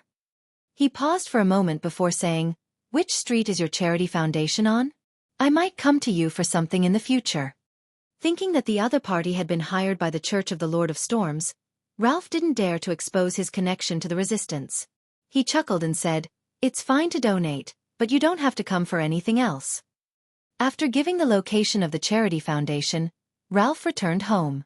He went up to the 2nd floor and knocked on the door of a room. Lord Danitz, I have something to report. In the room a deep and dignified voice replied, come in. Backlund. Cherwood Borough. Dorian, who lived in a rented apartment, walked to the window. As the sun set, the sky gradually darkened. The crimson moon would be full tonight, and the curse of the Abraham family would descend once again. It had been a while since he had shaved his beard. Around his mouth, on both sides of his cheeks and lower jaw, there was a white mustache growing. It appeared out of place with his middle-aged man's appearance. After looking for a while, Dorian bowed his head and recited in Jotun, the fool that doesn't belong to this era. After ending his prayer, he returned to his room and found a sofa to sit down. He waited for the crimson moon to rise and for the period when the spirituality was the strongest to arrive. At that moment, in the ancient palace above the grey fog, Klein had already taken his seat that belonged to the fool. He beckoned for a paper figurine. The paper figurine was surrounded by the power of Sapphira Castle as it passed through Dorian's prayer light and landed on him. During this process, Klein deliberately didn't show any effects, allowing the angel to silently embrace Dorian. He felt that if Mr. Fool were to appear too bombastic, it would scare this ancient family's member, so he chose to keep a low profile. The waiting process was always torturous.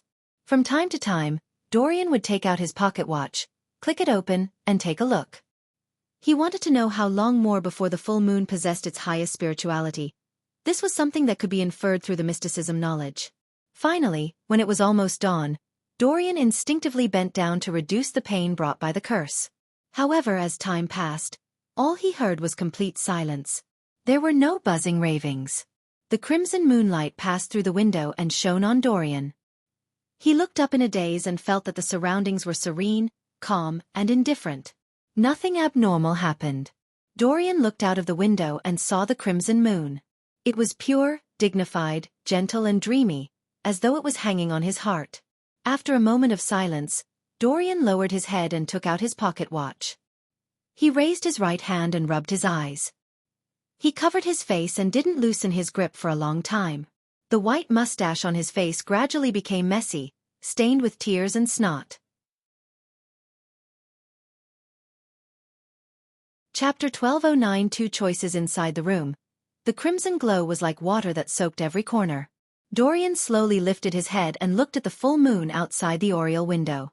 He didn't look away for a long time, as if he was admiring a beautiful scenery for the first time. Phew!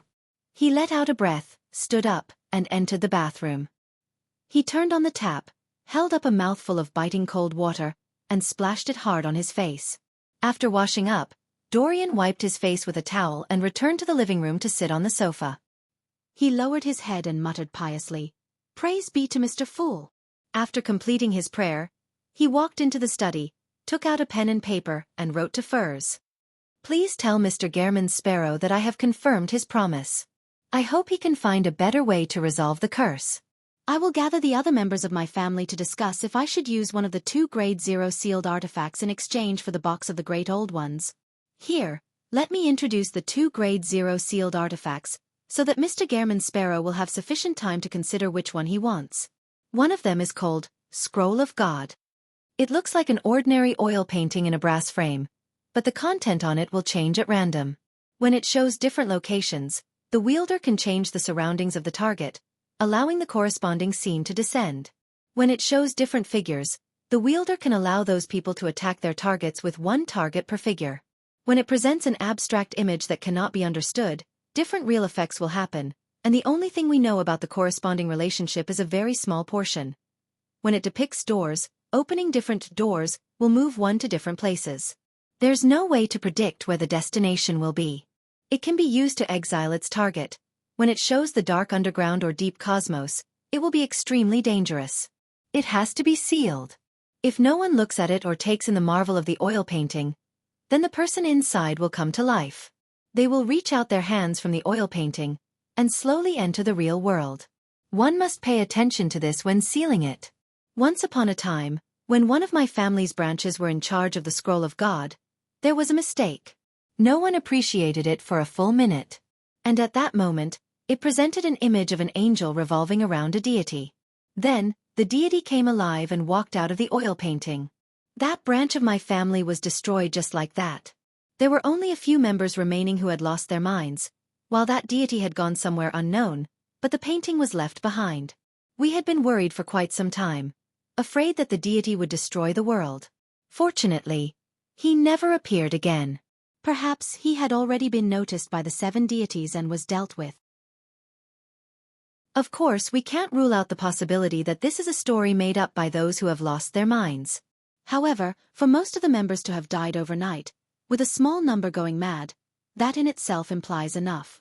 The other Grade 0 sealed artifact is called Staff of the Stars. Its appearance is a black cane with embedded gems. While holding on to it, using corresponding scenes in your mind, one that truly exists and is still in existence, the staff will transport you directly to the destination, but you must be careful. The scene depicted must be absolutely correct. Every detail must be accurate. There cannot be any differences with the original. Otherwise, you will never know where your destination is. Similarly, while holding on to the Staff of the Stars, if some beyonder powers or figures appear in your mind, this cane will reenact the corresponding powers in person. The latter will be a single attack. To achieve such an effect, one has to have sufficient understanding of the powers and figures. Otherwise, you have no idea what kind of anomaly will happen. Once, someone used the Staff of the Stars to release Lightning Storm, but he ended up turning himself into a frog. Recovery was only possible once the method to remove the curse was found. The Staff of the Stars is sufficiently hard and can be used to attack. A person struck by it will randomly mutate or suffer strange effects. Previously, I used the Staff of the Stars to hit a Beyonder from the Aurora Order. The left side of his body was moved outside a door, and his right side remained where it was. His organs splattered out as a result. The Staff of the Stars will randomly move about. If it isn't properly sealed, it might disappear at some point in time and escape your control. When holding it, one's head has to be empty most of the time. This is because once an image appears, it can trigger the effects I described in the beginning.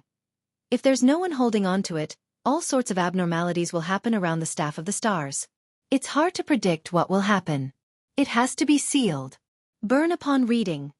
After writing the letter, Dorian read it several times to make sure that there was no mistake before stuffing it into an envelope and pasting a stamp on it. At that moment, in the ancient palace above the grey fog, through the prayer point of light, Klein had watched Dorian's entire process of writing the letter. I seem to have forgotten to tell him that he can pass the corresponding information to Gehrman's Sparrow through Mr. Fool. That's good too. I'll just treat this as a benefit of being a formal member of the Tarot Club. If every believer were to do this, I wouldn't be able to cope if I didn't leave any worms of spirit in Sapphira Castle. Yes, this can also effectively maintain Mr. Fool's prestige. It will ensure that the Abrahams won't dare to belittle Mr. Fool. Klein mumbled before turning his attention onto the 2 Grade 0 sealed artifacts. He once again confirmed that Grade 0 sealed artifacts had severe negative effects and couldn't be used as common items. Of course, their powers had extremely terrifying and potent effects. They were worthy of the Grade 0. In comparison, the Staff of the Stars is more suitable for me. I can get Miss Justice to hypnotize me in advance so that my subconscious thoughts won't appear in the form of an image or scene. Only by consciously willing it in my mind will I be able to form the outline of a scene. I wonder if the residents of the City of Silver will be able to leave the forsaken land of the gods with the Staff of the Stars in their hands by just outlining the scene of Backlund's streets in their minds. But there's no way to hypnotize them before this.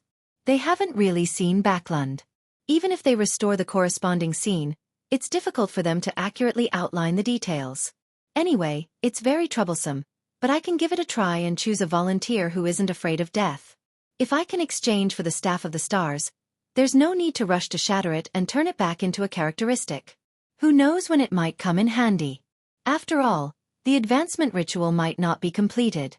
With the Staff of the Stars, I can deal with the dark demonic wolf and escape the forsaken land of the gods right under the Dark Angel's nose. This will give me a little more confidence. Klein sighed as he made his decision. At this moment, he discovered another truth. That was if some of the members of the Abraham family followed Dorian and switched faiths to Mr. Fool, then even if he returned the box of the Great Old Ones to them, it wouldn't be difficult to borrow it in the future. In other words, out of the 3 Grade 0 sealed artifacts, the Staff of the Stars, the Scroll of God, and the box of the Great Old Ones, he would gain the right to use 2 of them and have ownership over 1. It's still very useful to develop believers. When the time comes, wouldn't the Abraham family become a subordinate faction of the Tarot Club? However, Dorian definitely won't spread the faith of the Fool so quickly unless some members are already on the brink of losing control, without the ability to resist the curse of the next full moon. For some reason, he felt that the power of the Tarot Club was expanding. He thought about it seriously and felt sad that he would have to respond to his believers 24 hours a day in the future. Only by becoming an angel and truly gaining ownership of Sapphira Castle did he dare leave a few worms of spirit behind so as to resolve this problem. If that really doesn't work, I'll get a Rhodes to be my artificial intelligence customer service. Klein rubbed his temples and left the gray fog before returning to the forsaken land of the gods. Late at night, in the waters of the Rorstad archipelago, a huge sea monster quickly swam to its destination. This was the helper that Alger had requested from sea god Calvetua. At the level of an ocean songster, he was still unable to control a creature of such size. In truth, he could totally swim from Biome, but that would be too tiring, and he wouldn't be able to resist any accidents. A few seconds later, the sea monster opened its mouth. Alger swam out and approached a beautiful coral thicket. After circling a few obstacles, a dark blue glow suddenly appeared in Alger's eyes. Through this dark blueness, he saw a beautiful coral palace. It was so real, but no one could see it unless there was a specific medium. Alger stared at it for a while before swimming forward. He came to the front of the palace and pushed open the door. The churning water came to a halt as Alger passed through the barrier and landed on the ground thanks to the wind. He looked around and saw that there were murals on both sides. The contents of these murals weren't surprising. The people with elven faces mainly focused on resisting the storm. However, Alger noticed that the ships weren't out at sea, but in the midst of a thick, nearly indestructible blackness. This made Alger think of a phrase. Abyss. This is somewhat similar to the abyss as spoken in legends, but it's just a little similar, and there aren't any devils either. They seem to be coming from underground. These murals record the history of the elves, but they don't match the corresponding myths. The world said that each elvish word corresponds to a first-generation elf. As Alger pondered, he walked towards the 9 steps ahead. As he drew closer, he saw 2 thrones and a dark blue crystalline coral. On the coral branches, silver bolts of lightning flashed, illuminating the surroundings. Alger held his breath as he slowed down his pace and went up the stairs to the throne. He extended his right hand solemnly and picked up the coral. With a splashing sound, the seawater outside the palace suddenly churned.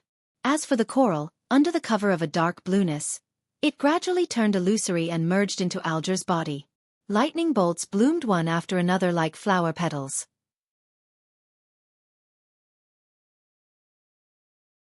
Chapter 12. 10 Moon City in the Forsaken Land of the Gods. At night when the frequency of lightning was very low, a few humanoid creatures cautiously approached a meatball with 6 legs and more than 10 eyes. They were wrapped in animal skins or clothes with materials that couldn't be identified. With the help of a few lanterns, they passed through the endless darkness with heavy expressions. On their faces, there were about 10 to 20 tumors. Some of their eyes were nearly squeezed together, while others didn't have a nose, with only a black hole in that place. After a series of intense battles, they managed to successfully finish off the monster and split into 2 groups. One group guarded the surroundings, and another group reaped the spoils of war. During this process, the man with many meat tumors on his face dissected the monster's corpse. When he was searching for edible parts, he suddenly stopped. "Audal, what's the matter?" the woman without a nose asked curiously. The man named Audal slowly retracted his right hand and revealed an item he had found from the monster. It was a stone-carved amulet covered with marks of corrosion. "This is..." The man, whose eyes were nearly squeezed together, seemed to understand the reason and hesitated to finish his sentence. Audal surveyed the area and said, "Ex and Russ, this was given to my father when I was young. On the day I became an adult, he felt that he could no longer control himself. He chose to leave the city and enter the depths of the darkness." When Exion and Russ heard that, they fell silent for a moment. They could understand Audal's feelings. This was a common occurrence in Moon City. As there was no safe edible food, they could only pick the mutated plant fruits and collect the flesh of monsters to maintain their survival. This resulted in the accumulation of toxins and madness in the body. After a decline in their physical conditions, they would either die quickly or gradually lose control. In order to not cause any damage to the surroundings and city, those who were part of the latter would often arrange everything after sensing that their conditions weren't right. With a torch and a small amount of food, they would leave the defensive perimeter and wander into the eternal darkness alone, never to return. The residents of Moon City could imagine what would happen to them. They would either be killed by monsters or become monsters. There was no other possibility. After 7 to 8 seconds of silence, the woman without a nose hesitantly said, "Perhaps, this is the monster that killed your father. It has a belt made of animal skin wrapped around it." Audal's voice gradually lowered. He picked up the dagger made of bone and forcefully inserted it, cutting out a relatively normal piece of flesh. Amidst the silence, the members of the hunting team completed their harvest skillfully until Russ, whose eyes were nearly squeezed together, suddenly said in a deep voice, "There are more and more deformities amongst the newborn. The price of accumulating toxins and madness for generations wasn't as simple as reducing their average life expectancy. The people who still had normal physical conditions were gradually experiencing some mutations, just like Audal, who had many tumors on his face. Similarly, the toxins and madness could also be passed down to their descendants, causing mutations to appear. Russ and Exion from the hunting team were examples. Their lives would be even shorter, making it easier for them to lose control and mutate. The more abnormalities there were, the more obvious the implications were. The hunting teams present knew very well that it might not take more than 2 to 3 generations before the residents of Moon City would lose control before they fully grew up or have children. When that happened, even if there was no external attack, Moon City would quickly be destroyed, leaving behind only stone buildings and murals to prove their existence. "I hope the High Priest and the others can find a new direction." Audal stood up with a lantern in hand as he answered weakly. In the past 2 to 3,000 years, it wasn't as if Moon City hadn't found a way to escape their current predicament. They had sent out teams of exploration teams that headed deep into the darkness. Some returned after suffering serious setbacks, with nothing to show for their efforts. Some disappeared into the boundless darkness, and nothing was heard from them ever again. In addition, at a distance away, to the east of Moon City, was a grayish-white fog that blotted out the sky and land. They were like invisible barriers that not only blocked one's vision, but also prevented any living beings from passing through. The residents of Moon City once believed that this was a place of hope. They believed that the area covered by the grayish-white fog was a normal country. They believed that the other side of the gray fog was a land that wasn't cursed. They attempted to enter the grayish-white fog again and again, but all their attempts failed. They had dug a long passageway, hoping to pass through the invisible barrier by going underground. However, the region deep underground was also covered in grayish-white fog. They tried ways to obtain the ability of flight before attempting to cross the barrier at high altitudes, but they didn't manage to see the top of the grayish-white fog before they were struck by lightning. They mobilized the powers of all the demigods and sealed artifacts, attacking the target again and again. Over the past 2,000 to 3,000 years, the cumulative attacks they performed failed to disperse the invisible barrier at all. Upon hearing Captain Audal's words, the members of the hunting team felt hopeless and sad. It was as though they were sliding down the edge of the abyss, but were unable to save themselves. The deformed ones were people who found it difficult to control their emotions. At that moment, they more or less felt like they were suppressing something in their hearts, eager to unleash it. In Moon City, a deformed person wasn't allowed to become a Beyonder or join the hunting teams 200 to 300 years ago. They could only do harvesting work. However, as their manpower dwindled, the High Priest and the rest of the higher-ups relaxed the restrictions. Let's go. This bit of food isn't enough. Audal looked around, carrying lanterns as he walked deeper into the darkness. They didn't take the risk of extinguishing the fire, causing monsters to surge out in the darkness, as they might not be able to deal with them. In such a quiet and suffocating environment, the members of the Moon City's hunting team couldn't help but have the feeling that they were enveloped in an endless darkness. It was as though it was impossible to find hope regarding the present situation of Moon City, and the amount of time the lanterns in their hands could burn was decreasing. When the last trace of light dissipated, they would be silently devoured by the darkness. As they walked, a faint yellow light suddenly appeared in Audal's eyes. It was a glow that didn't belong to the hunting team. This bit of light immediately shone into the eyes of all the members of the hunting team, filling their pupils. Audal, Xiaofan, Russ, and company couldn't help but widen their eyes as they felt a deep sense of shock. During their lifetime, there had never been any fires that came from external sources in the history of Moon City after the cataclysm. Indeed, many monsters possessed the powers of fire or the sun domain, but before attacking, they were all hidden in the darkness without revealing any hint of light. And now, a fiery glow appeared deep in the darkness. Audal, Xiaofan, and Russ trembled slightly as they thought for a long time but couldn't think of an answer. They quickly recalled the hunting arrangements and confirmed that it was impossible for residents of Moon City to be nearby. Since the fiery glow didn't belong to Moon City, where did it come from? The entire hunting team slowed down. They were shocked, surprised, curious, fearful, worried, and terrified. They had also discovered some destroyed cities and knew that any abnormalities in the darkness could be fatal. Be alert! Audal finally snapped out of his daze and gave the order. The hunting team immediately took up a battle formation, waiting for the faint yellow light to approach. Time seemed to freeze at this moment. Every second was slow. Finally, after the fiery glow grew bigger, a figure appeared. A figure. There's only one person. The members of the Moon City hunting team held their breaths. It seemed like, maybe perhaps, they might have a chance of seeing an outsider. 2,000 to 3,000 years had passed, and finally, someone else had stepped foot on this land. They were not the only ones left in this abandoned world. As for who could travel through endless darkness and reach this place, Audal and company lacked experience, so they had no way of guessing. As the fiery glow became bigger and more obvious, the hunting team members gradually saw the figure. It was a slim young man. He had black hair and brown eyes, and his expression was cold. He was neither a deformed person nor had he any abnormal changes. He wore a strange hat and strange clothes. He held a lantern made of special materials as he walked over from the darkness. The light of his lantern was even brighter than the combined light of the hunting team. It made the surrounding darkness fade rapidly. It didn't take long before the light shone on the bodies of the likes of Audal, Xiaofan, and Russ. The figure stopped and looked at the Moon City hunting team. He asked in a low voice, "Where are you from?" He spoke Jotun. His eyes are clear, and he can communicate. Audal opened his mouth, stopping his subconscious urge to reply.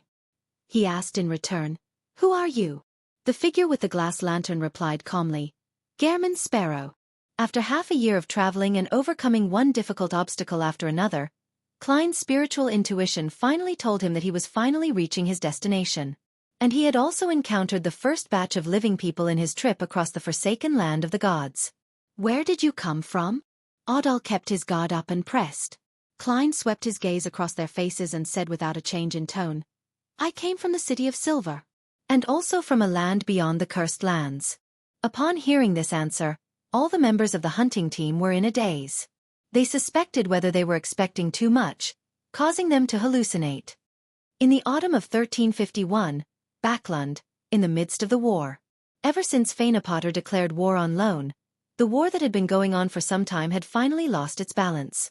Lone and its allies, Lenberg, Mason and Seeger, had lost a large amount of territory, leaving only the last few lines of defense that they defended with great difficulty. They were on the brink of being overrun. When she saw the long line of people at the food distribution center through the carriage window, Audrey slowly retracted her gaze and said to her personal maidservant, Annie, "Turn toward St. Samuel Cathedral." Chapter 12:11 Unimaginable/Beep. As the carriage drove slowly along the road, Audrey's gaze subconsciously looked out the window. Many passers-by stood by the roadside, staring at the horse that was pulling the carriage. Their eyes seemed to be emitting a greedy glint as they, the lucky ones, successfully collected their food. They ran through the streets surreptitiously and headed for home. A team of policemen in black and white checkered uniforms were patrolling the streets. They had revolvers by their waists and batons in their hands, means to deter anyone from wanting to take risks. "Recently, we don't even dare to go on the streets alone," the personal maidservant, Annie, whispered to her. Audrey nodded slightly but didn't respond. After a while, the carriage arrived at Phelps Street and stopped at the square in front of St. Samuel Cathedral. The flock of pigeons that were usually here was nowhere to be seen. The Lone Charity Bursary Foundation, as well as the subsequent establishment of the Lone Poverty Relief Foundation and the Lone Medical Charity Foundation, had all moved from 22 Phelps Street to a few small rooms in the cathedral. This was because the buildings that they were originally housed in had collapsed due to the previous airstrike. To the staff of these three foundations, it was a harrowing memory. If they hadn't left 22 Phelps Street in advance due to different reasons, they would have long been killed. After alighting from the carriage and walking through the main door, Audrey saw a black-haired, brown-eyed girl with a rather thin face approach. Before the other party could speak, she said, "Melissa, is there any more food that can be distributed?" Melissa shook her head solemnly. "Even those injured soldiers who we provided relief for can't receive enough food." Audrey's green eyes dimmed. She didn't show her helplessness or weakness as she nodded slightly. "I will think of a way." From the City of Silver. From a land beyond the Cursed Lands. Gehrman Sparrow's words echoed in the ears of the Moon City hunting team members, Adal, Xian, and Russ. It made them feel like they were in a dream, unable to regain their senses for a long time. Just as Adal gradually regained his senses and was thinking about what to say when Xian, who was born without a nose, inundated Klein with a series of questions. "Where is the City of Silver? What does it look like? How far is it from here? How many normal people are there outside the cursed area?" Klein glanced at her and replied in an emotionless voice, "The City of Silver is located on the other side of the Cursed Lands. They discovered a type of plant that can be eaten normally called black-faced grass. This has allowed them to maintain their kind stability and effectively explore the depths of the darkness in a bid to find a way to leave. They recently found some mushrooms. These mushrooms can use monsters as nutrients, forming all kinds of fruits that do not contain toxins and madness. The City of Silver has gone one step further in escaping the madness. Once the newborns become adults, they wouldn't easily lose control even at old age." These words made Adal, Xian and company feel lost, as though their own persistent efforts had no meaning. The City of Silver described by Gehrman Sparrow was the most beautiful scene they could imagine. Yet, it was something so easily possessed by others. "Are there any deformed newborns?" Xian asked in a dreamy tone. Klein shook his head. "Almost none." "Will their parents walk into the depths of the darkness by themselves when their physical condition deteriorates? No, when they become old?" Adal subconsciously pressed. Wearing a black trench coat, a top hat, and holding a lantern, Klein replied, "No, because they are burdened with the curse of killing their own kin. If a life cannot be ended by the hands of a blood relative, they will turn into a terrifying evil spirit or monster." The members of the hunting team in Moon City finally found a sense of reality. Their hearts felt like they were slowly rising in warm water as bubbles slowly emerged. These bubbles were weak, empty, and easily pricked. There was nothing inside, but they shimmered with something called hope and light. Russ, whose eyes were nearly squeezed together, couldn't help but repeat the question. How many normal people are there outside the cursed area? Klein looked at them with a complicated expression. They are basically normal. They do not need to be constantly worried about monsters attacking them. They don't have to be afraid of being in the darkness. They don't go crazy after growing old. They aren't burdened by all kinds of curses. They see sunlight every day when they wake up, with sufficiently normal food. Every night, the crimson moon rises. However, all of this is being destroyed now. Klein silently added in his heart. This time, Adal, Xiaofan, and Russ were somewhat at a loss. This was because they found Gehrman Sparrow's description as something imaginable, but also seemingly unimaginable. It was just like when they were reading the few ancient books remaining. They could get the spirit of the matter but found it hard to truly understand certain contexts. They had no idea what the sun and what the crimson moon were. However, to have normal food every day without the burden of various curses, the worry of monster attacks or darkness, and the lack of going crazy in old age was a beautiful dream they yearned for day and night. There's such a place in this world? Is this what heaven, as recorded in the ancient books, is? Was this land really cursed? The members of the Moon City hunting team fell silent once again. One of them opened their mouth but was at a loss as to what to ask. Someone wanted to bring Gehrman Sparrow back to Moon City and inform the High Priest of the news, wanting to inform everyone, but he was afraid of attracting danger. During this process, they didn't let down their guard or vigilance. Klein wasn't the least bit surprised with their attitude. Instead, he felt that this was the reaction a civilization that could last to this day in the forsaken land of the gods ought to have. With the lantern in hand, he took a step to the left, attempting to walk around the humans who were dressed in strange materials or animal skins, and he continued heading east. Regardless of what story these people had, whether it was worth helping them in passing, he planned to wait until he began his investigations before listening and considering things.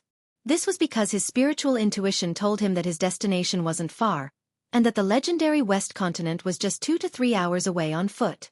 The moment he took a step forward, Adal and company immediately bent their backs, bracing themselves to defend and attack. However, they didn't manage to see Gehrman Sparrow approach them. They watched as he walked more than 10 meters to the left and continued heading forward. Seeing this young man dressed in strange black clothes and a strange black hat, with a strange and transparent lantern gradually distancing himself from them, the dim yellow light grew weaker and weaker.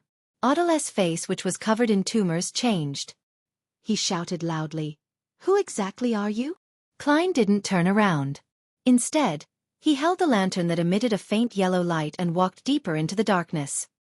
He said in a regular tone, "A missionary. A person to spread my Lord's brilliance." Adal, Xiaofan, and company looked at each other, their expressions filled with confusion. They hesitated for a long while, but when there was only a small trace of the dim yellow light left, they instinctively took a step forward and followed behind Klein. They didn't dare to approach him, nor did they want to have him leave their sight. They carried the food they had procured, as though they were monitoring and chasing him in a defensive manner. As for Klein, he walked at an adequate speed, not waiting for them or attempting to shake them off. Just like that, both sides walked in silence under the sparse lightning. At some point in time, Russ and another hunting team had left the main group. They held the animal hide lantern and the food they had obtained and turned around, silently disappearing into the endless darkness. Seconds changed to minutes before Klein finally stopped. Using the lightning that streaked across the sky, he saw a grayish-white fog a few hundred meters away. The mist was connected to the land and extended all the way into the sky, as though it didn't have an apex. At the same time, the fog extended to the two sides without any end. Klein looked at it intently for a long time. Even though there were partitions of darkness, he slowly raised his head. After the second bolt of lightning calmed down, he looked away. Behind the fog or inside it is the disappeared Western continent. As he thought with a heavy heart, he couldn't help but slow down his breathing. He carried the lantern and continued forward until the dim yellow light emitted a solidified mist. There was no need for him to make any other attempts. From his intuition as a seer, he could tell that the grayish-white fog was an invisible barrier that couldn't be passed through by conventional means. He thought for a moment and stretched out his right hand to scratch at the darkness in front of him again and again. After doing it 4 to 5 consecutive times, Klein pulled out a black cane with many gems embedded in it. This was the Staff of the Stars, a terrifying sealed artifact known as 0 to 62 that had been swapped using the box of the Great Old Ones. Of course, all he did was summon the historical projection of the Staff of the Stars. This way, even if there were unnecessary scenes that appeared in his mind, he could use the removal of the historical void projection to stop any corresponding dangers that appeared in a timely manner. To a scholar of yore, this was the best way to regularly use a Grade 0 sealed artifact. However, this limited the effects and was something that couldn't exceed 3 minutes at the moment. Furthermore, there was a certain difference with the original version when it came to their effects. Using a marionette to hold the Staff of the Stars wasn't the best way to avoid any negative effects. This was because a marionette needed to be controlled, and any control had a high chance of transmitting scenes. Of course, if he engaged in a battle he was prepared for, Klein wouldn't have done so. This was because it would occupy one of his 3 precious summoning spots. Furthermore, although the Staff of the Stars belonged to him, it was only in a state of forced ownership, and it remained in a sealed state. Furthermore, the Grade 0 sealed artifact had a rather high level. It was impossible for Klein to successfully summon it at once, so it usually took him 3 to 6 attempts. In a fierce battle, it would require plenty of chances. Nothing simple. And it was precisely because of this that when he was prepared to perform, he would hypnotize himself in advance. By using the Staff of the Stars in a special state, he would preserve the ability to summon historical void images like Miss Messenger, Mr. Azik, Ma'am Ariana, Willa Septon, and other familiar angels. Holding the black staff that was embedded with various gems, a scene of the door slowly opening appeared in Klein's mind. The gems on the staff flashed with a faint glow as the grayish-white fog quickly outlined a door that wasn't sufficiently real. The door opened silently, and behind it was still a gray fog. Door opening doesn't work. Although he wasn't surprised by the outcome, he was still a little disappointed. He thought for a moment and decided to switch tactics. However, just as he was thinking about it, the Staff of the Stars automatically activated as the corresponding scene appeared.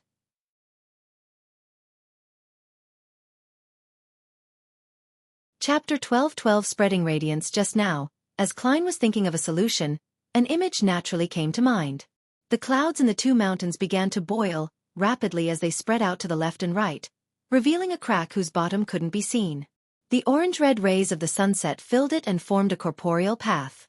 This was a scene created when blasphemer Amon entered the projection of the giant king's court. And just as he felt that he didn't know enough about the corresponding powers and planned on switching to another method. The red, green, blue, and transparent gems on the Staff of the Stars had already begun to emit a faint glow as they automatically activated. The solidified grayish-white fog was similarly boiling, but it wasn't that intense. They were churning backward as they parted, but the area right in front of him remained an endless grayish-white mass. There was no end to it. Klein sighed in his heart. As he focused on controlling his thoughts, he made other attempts. In the past 3 minutes, he had tried hard at least 10 times. 7 times were of his own will, while 3 times were him venting out, but he was ultimately unable to open the invisible barrier. Indeed, normal methods don't work. With a flick of his wrist, he allowed the historical projection of 0 to 62, which was close to its limit, to disappear from the real world. He stared at the silent grayish-white fog and didn't move for about a minute. It was as if he had turned into a statue. Finally, Klein closed his eyes and looked away. Holding the lantern in his hand, he walked towards the nearby humans who were watching. He didn't plan on making blind attempts, because there was a high chance that he wouldn't succeed. He planned on asking the people who had stood guard in the vicinity for 2,000 to 3,000 years. It was obvious that these ancient survivors had explored the grayish-white fog. He wanted to see if he could find inspiration from their years of experience. Based on Klein's assumption, the humans would definitely react excessively towards him, so he had already prepared the corresponding powers to allow them to speak to him calmly. However, when he looked at the light of dusk on both sides of the lantern, he realized that the ugly or deformed humans were staring at him with their mouths agape. They looked confused and shocked, as if they had temporarily lost their ability to think. Klein frowned slightly. In the darkness, he walked unhurriedly to the ancient survivors and stopped about 2 to 3 meters away. "What do you know about this fog?" Klein asked in Jotun with a deep voice. The language that could stir the powers of nature didn't have any differences because of geography. There was only a slight difference in the accent, but it wasn't much. If the original version was modified, there was a chance its effects in ritualistic magic would be lost. It was only when Gehrman Sparrow raised the question that Adal seemed to snap out of his daze. His lips quivered as he answered in an ambiguous tone. We have never caused the fog to change before. Just now, Gehrman Sparrow had caused the fog to boil like water and part to the sides. This scene had really frightened them, as though they were witnessing a miracle. The 2,000 to 3,000 years of hard work from numerous generations of Moon City inhabitants were inferior to a person holding a staff with an attempt that didn't last more than 200 heartbeats. This was also the main reason why they had given up on resisting when Gehrman Sparrow approached them. They instinctively believed that, no matter how they avoided him, it would be to no avail. After 2 seconds of silence, Klein continued asking, "Do you have any corresponding records?" At this moment, Adal understood what Gehrman Sparrow meant. He hesitated for a moment and slowly nodded. Yes. However, only the high priest and the others would frequently look through it. Wearing a black trench coat and half-top hat, Klein thought for a moment and suddenly reached out to pull out an item from the void. It was a cross covered in bronze, with several sharp spikes protruding out from it. It was the historical image of the ancient sun god's unshadowed crucifix. With the cross in hand, Klein raised it a little higher and aimed it at the ancient survivors. Pure, bright, and warm light bloomed, dispersing the darkness around them and illuminating them. Their combat experience made them instinctively attempt to defend themselves, but their actions stopped midway through the process. The brightness and warmth wasn't something a bonfire could compare with. This made the remaining members of the Moon City hunting team recall the deities described by the ancient books and the high priest. They were deities who emitted boundless light and brought boundless warmth. Under the illumination of the bright, pure light, a distorted, struggling illusionary black gas that seemed to have a life of its own began to boil from the bodies of Adal, Xiaofan, and company, quickly rising and dissipating. The members of the Moon City hunting team felt their bodies become more relaxed, and the pressure within their souls disappeared. After purging the cumulative corruption and ailments of their bodies, Klein shook his wrist slightly, causing the unshadowed crucifix to disappear in front of him. Right on the heels of that, he grabbed another cane that looked an ordinary wooden color. This was the former city of Silver's sealed artifact, Life's Cane. Although he had already sacrificed it to the Evernight goddess, as long as it was once owned by a scholar of yore, it would only accompany them in a different way. With Life's Cane in hand, Klein took a few steps forward and used the end of the cane to tap the leader of Moon City's hunting team. The experience from before made Adal unable to dodge. The tumors on his face began to crack as pus flowed, faded, and disappeared. In the end, there wasn't even a single scar left. From the looks of his team members, Adal knew that he had undergone a change. He hesitantly raised his right hand and touched his face. From top to bottom and back up again, he kept repeating it. During this process, he realized that he was in an unprecedented healthy state, one that was better than when he first became an adult. Klein didn't look at him. He took a step diagonally and used Life's Cane to treat the rest of the ancient survivors. With Adal as an example, Xiaofan and the others were on their guard and alert as they accepted contact with the cane, and they felt that they had obtained a new lease of life. Amongst them, the 2 deformed beings who were easily emotional couldn't help but tear up. Unfortunately, I can't treat natural defects. Mental illnesses can be treated, but some crazy tendencies can't be treated. Klein retracted his right hand and let the historical projection of Life's Cane disappear. He walked to his original spot and turned around. He looked at the ancient survivors and said, "I'm not here to destroy, but to spread the radiance of my Lord, bringing light and warmth. Go back and tell your leader that I'm here. If he's willing, he can come over." He didn't attempt to find out where the gathering point of these ancient survivors was, nor did he plan on going there directly. This would trigger the strongest form of resistance and vigilance. Hence, giving them the choice was the most suitable solution. At that moment, Adal, Xiaofan, and the others were already shocked by Gehrman Sparrow's constant pulling out of mystical items. They felt that they were walking into a miracle and had already been cleansed by the divine light, allowing their physical condition to recover to its optimum state. It even exceeded their peak. "All right." A few seconds later, Adal responded. Just as they turned around and prepared to return to Moon City, flames lit up from the depths of the darkness as they rapidly approached. The leader was an old man wearing a dark brown beast hide. His hair was gray and unkempt, and his face was full of real cracks. "High Priest." After recognizing the other party, Xian blurted out. It was none other than Moon City's high priest, Nim. Behind Nim followed Russ and the other members of the hunting team who had returned to the city ahead of time, as well as several other high-sequence Beyonders. Nim nodded at Adal, Xian, and the rest before walking to the front of the group. Looking at the man who claimed to be a missionary, Gehrman Sparrow, he crossed his arms and bowed. Honorable guest, I am Moon City's high priest, Nim. Moon City once belonged to vampires, but that civilization had been destroyed in ancient times. Afterwards, we accepted the orders of the great sun god, the Lord who created everything, and we moved here to watch the grayish-white fog and make the corresponding attempts. That continued on even though the land was cursed and the Lord didn't respond to us. To date, 3,722 years have passed.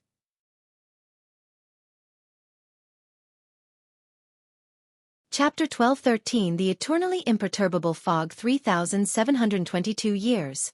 Indeed, they were sent here when the ancient sun god was still alive. With the City of Silver's continued survival in the darkness for more than 2,000 years as a reference, Klein easily confirmed the words of Moon City's high priest.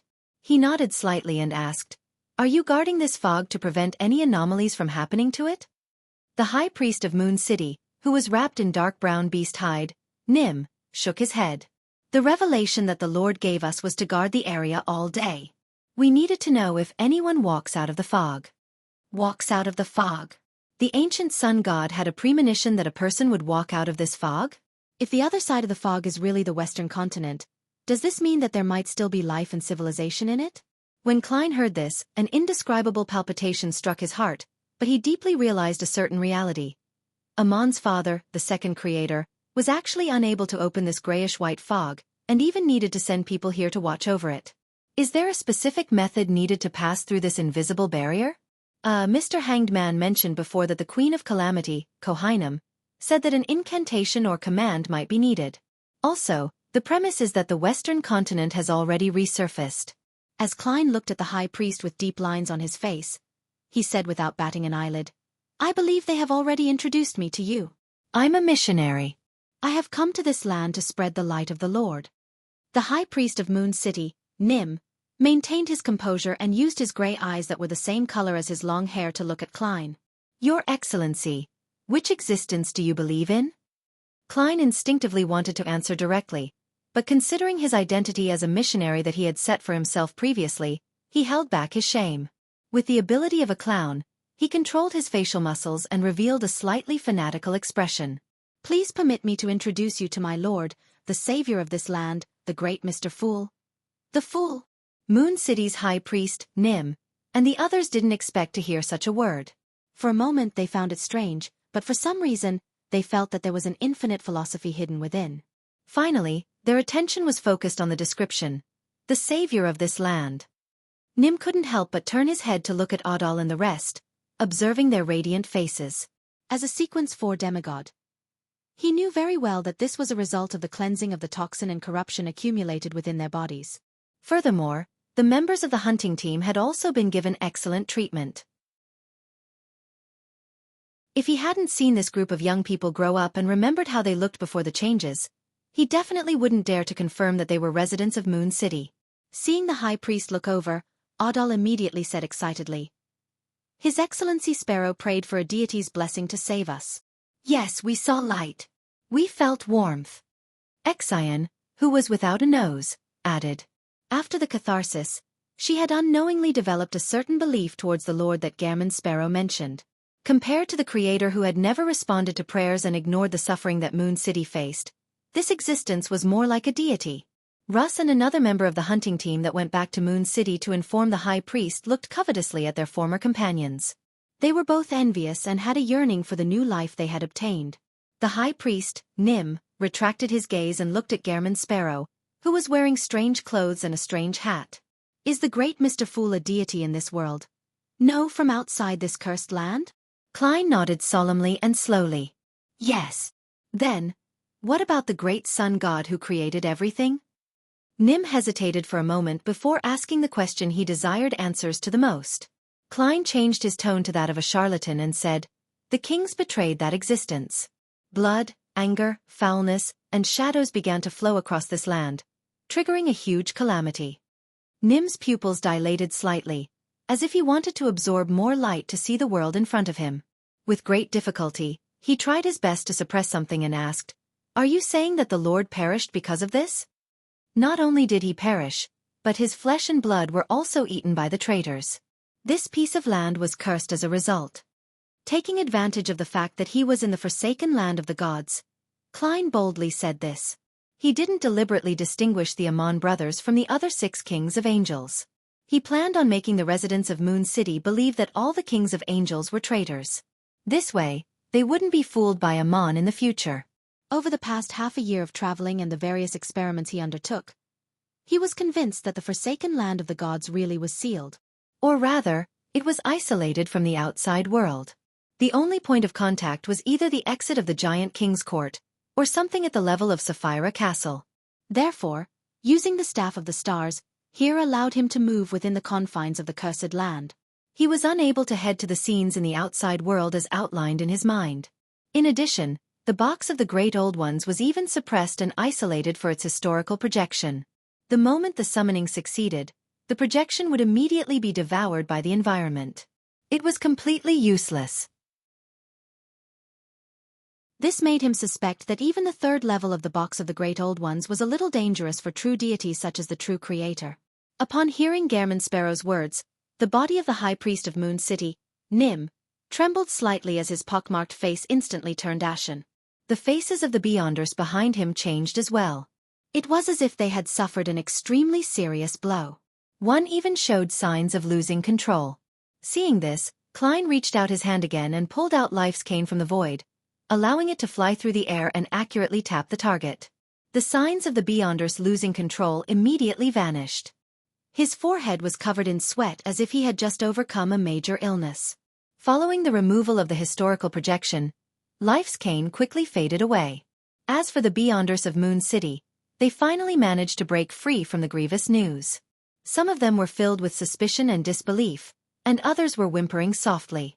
Some looked at Gehrman Sparrow with a lost look, as though he was their final hope. At some point in time, Nim's eyes had already closed. 2 or 3 seconds later, he opened them again and looked at Gehrman Sparrow. "What else do you have to ask?" In less than a minute, he looked like he had aged considerably. His body was beginning to show signs of decay and depression. However, it wasn't completely without hope. It was as if the trees were rotting away, but they were beginning to give birth to new lives. Klein half turned and pointed at the coagulated gray fog with a lantern in his hand. "Since when did you begin attempting to open this screen? What did you achieve?" Nim said frankly, "In the beginning it was the Lord's revelation. While he wanted us to watch over it, he also wanted us to think of a way to pass through the fog. After the land was cursed, we used this to mainly guide us so as to seek hope. However, we ultimately didn't achieve anything concrete. No matter what method we used, the solidified mist didn't react." Upon saying that, he hesitated and said, "It's not that there's no reaction, but it wasn't the reaction we wanted." Klein instantly saw hope and maintained his normal speaking pace as he asked, "What was the reaction?" Seeing that the High Priest was somewhat hesitant and not answering immediately, Exion took the initiative to say, "High Priest, His Excellency Sparrow has already parted a portion of the fog, a depth deeper than what we managed over the past 2,000 to 3,000 years. Nim couldn't help but look deeply at Gehrman Sparrow before saying, "More than 1,730 years ago, the High Priest back then was inspired by the cruel fact that Moon City had failed to achieve anything in the past 2,000 years. He felt that we couldn't treat this fog as a seal that needed to be broken through. Instead, it was to be treated as a great existence.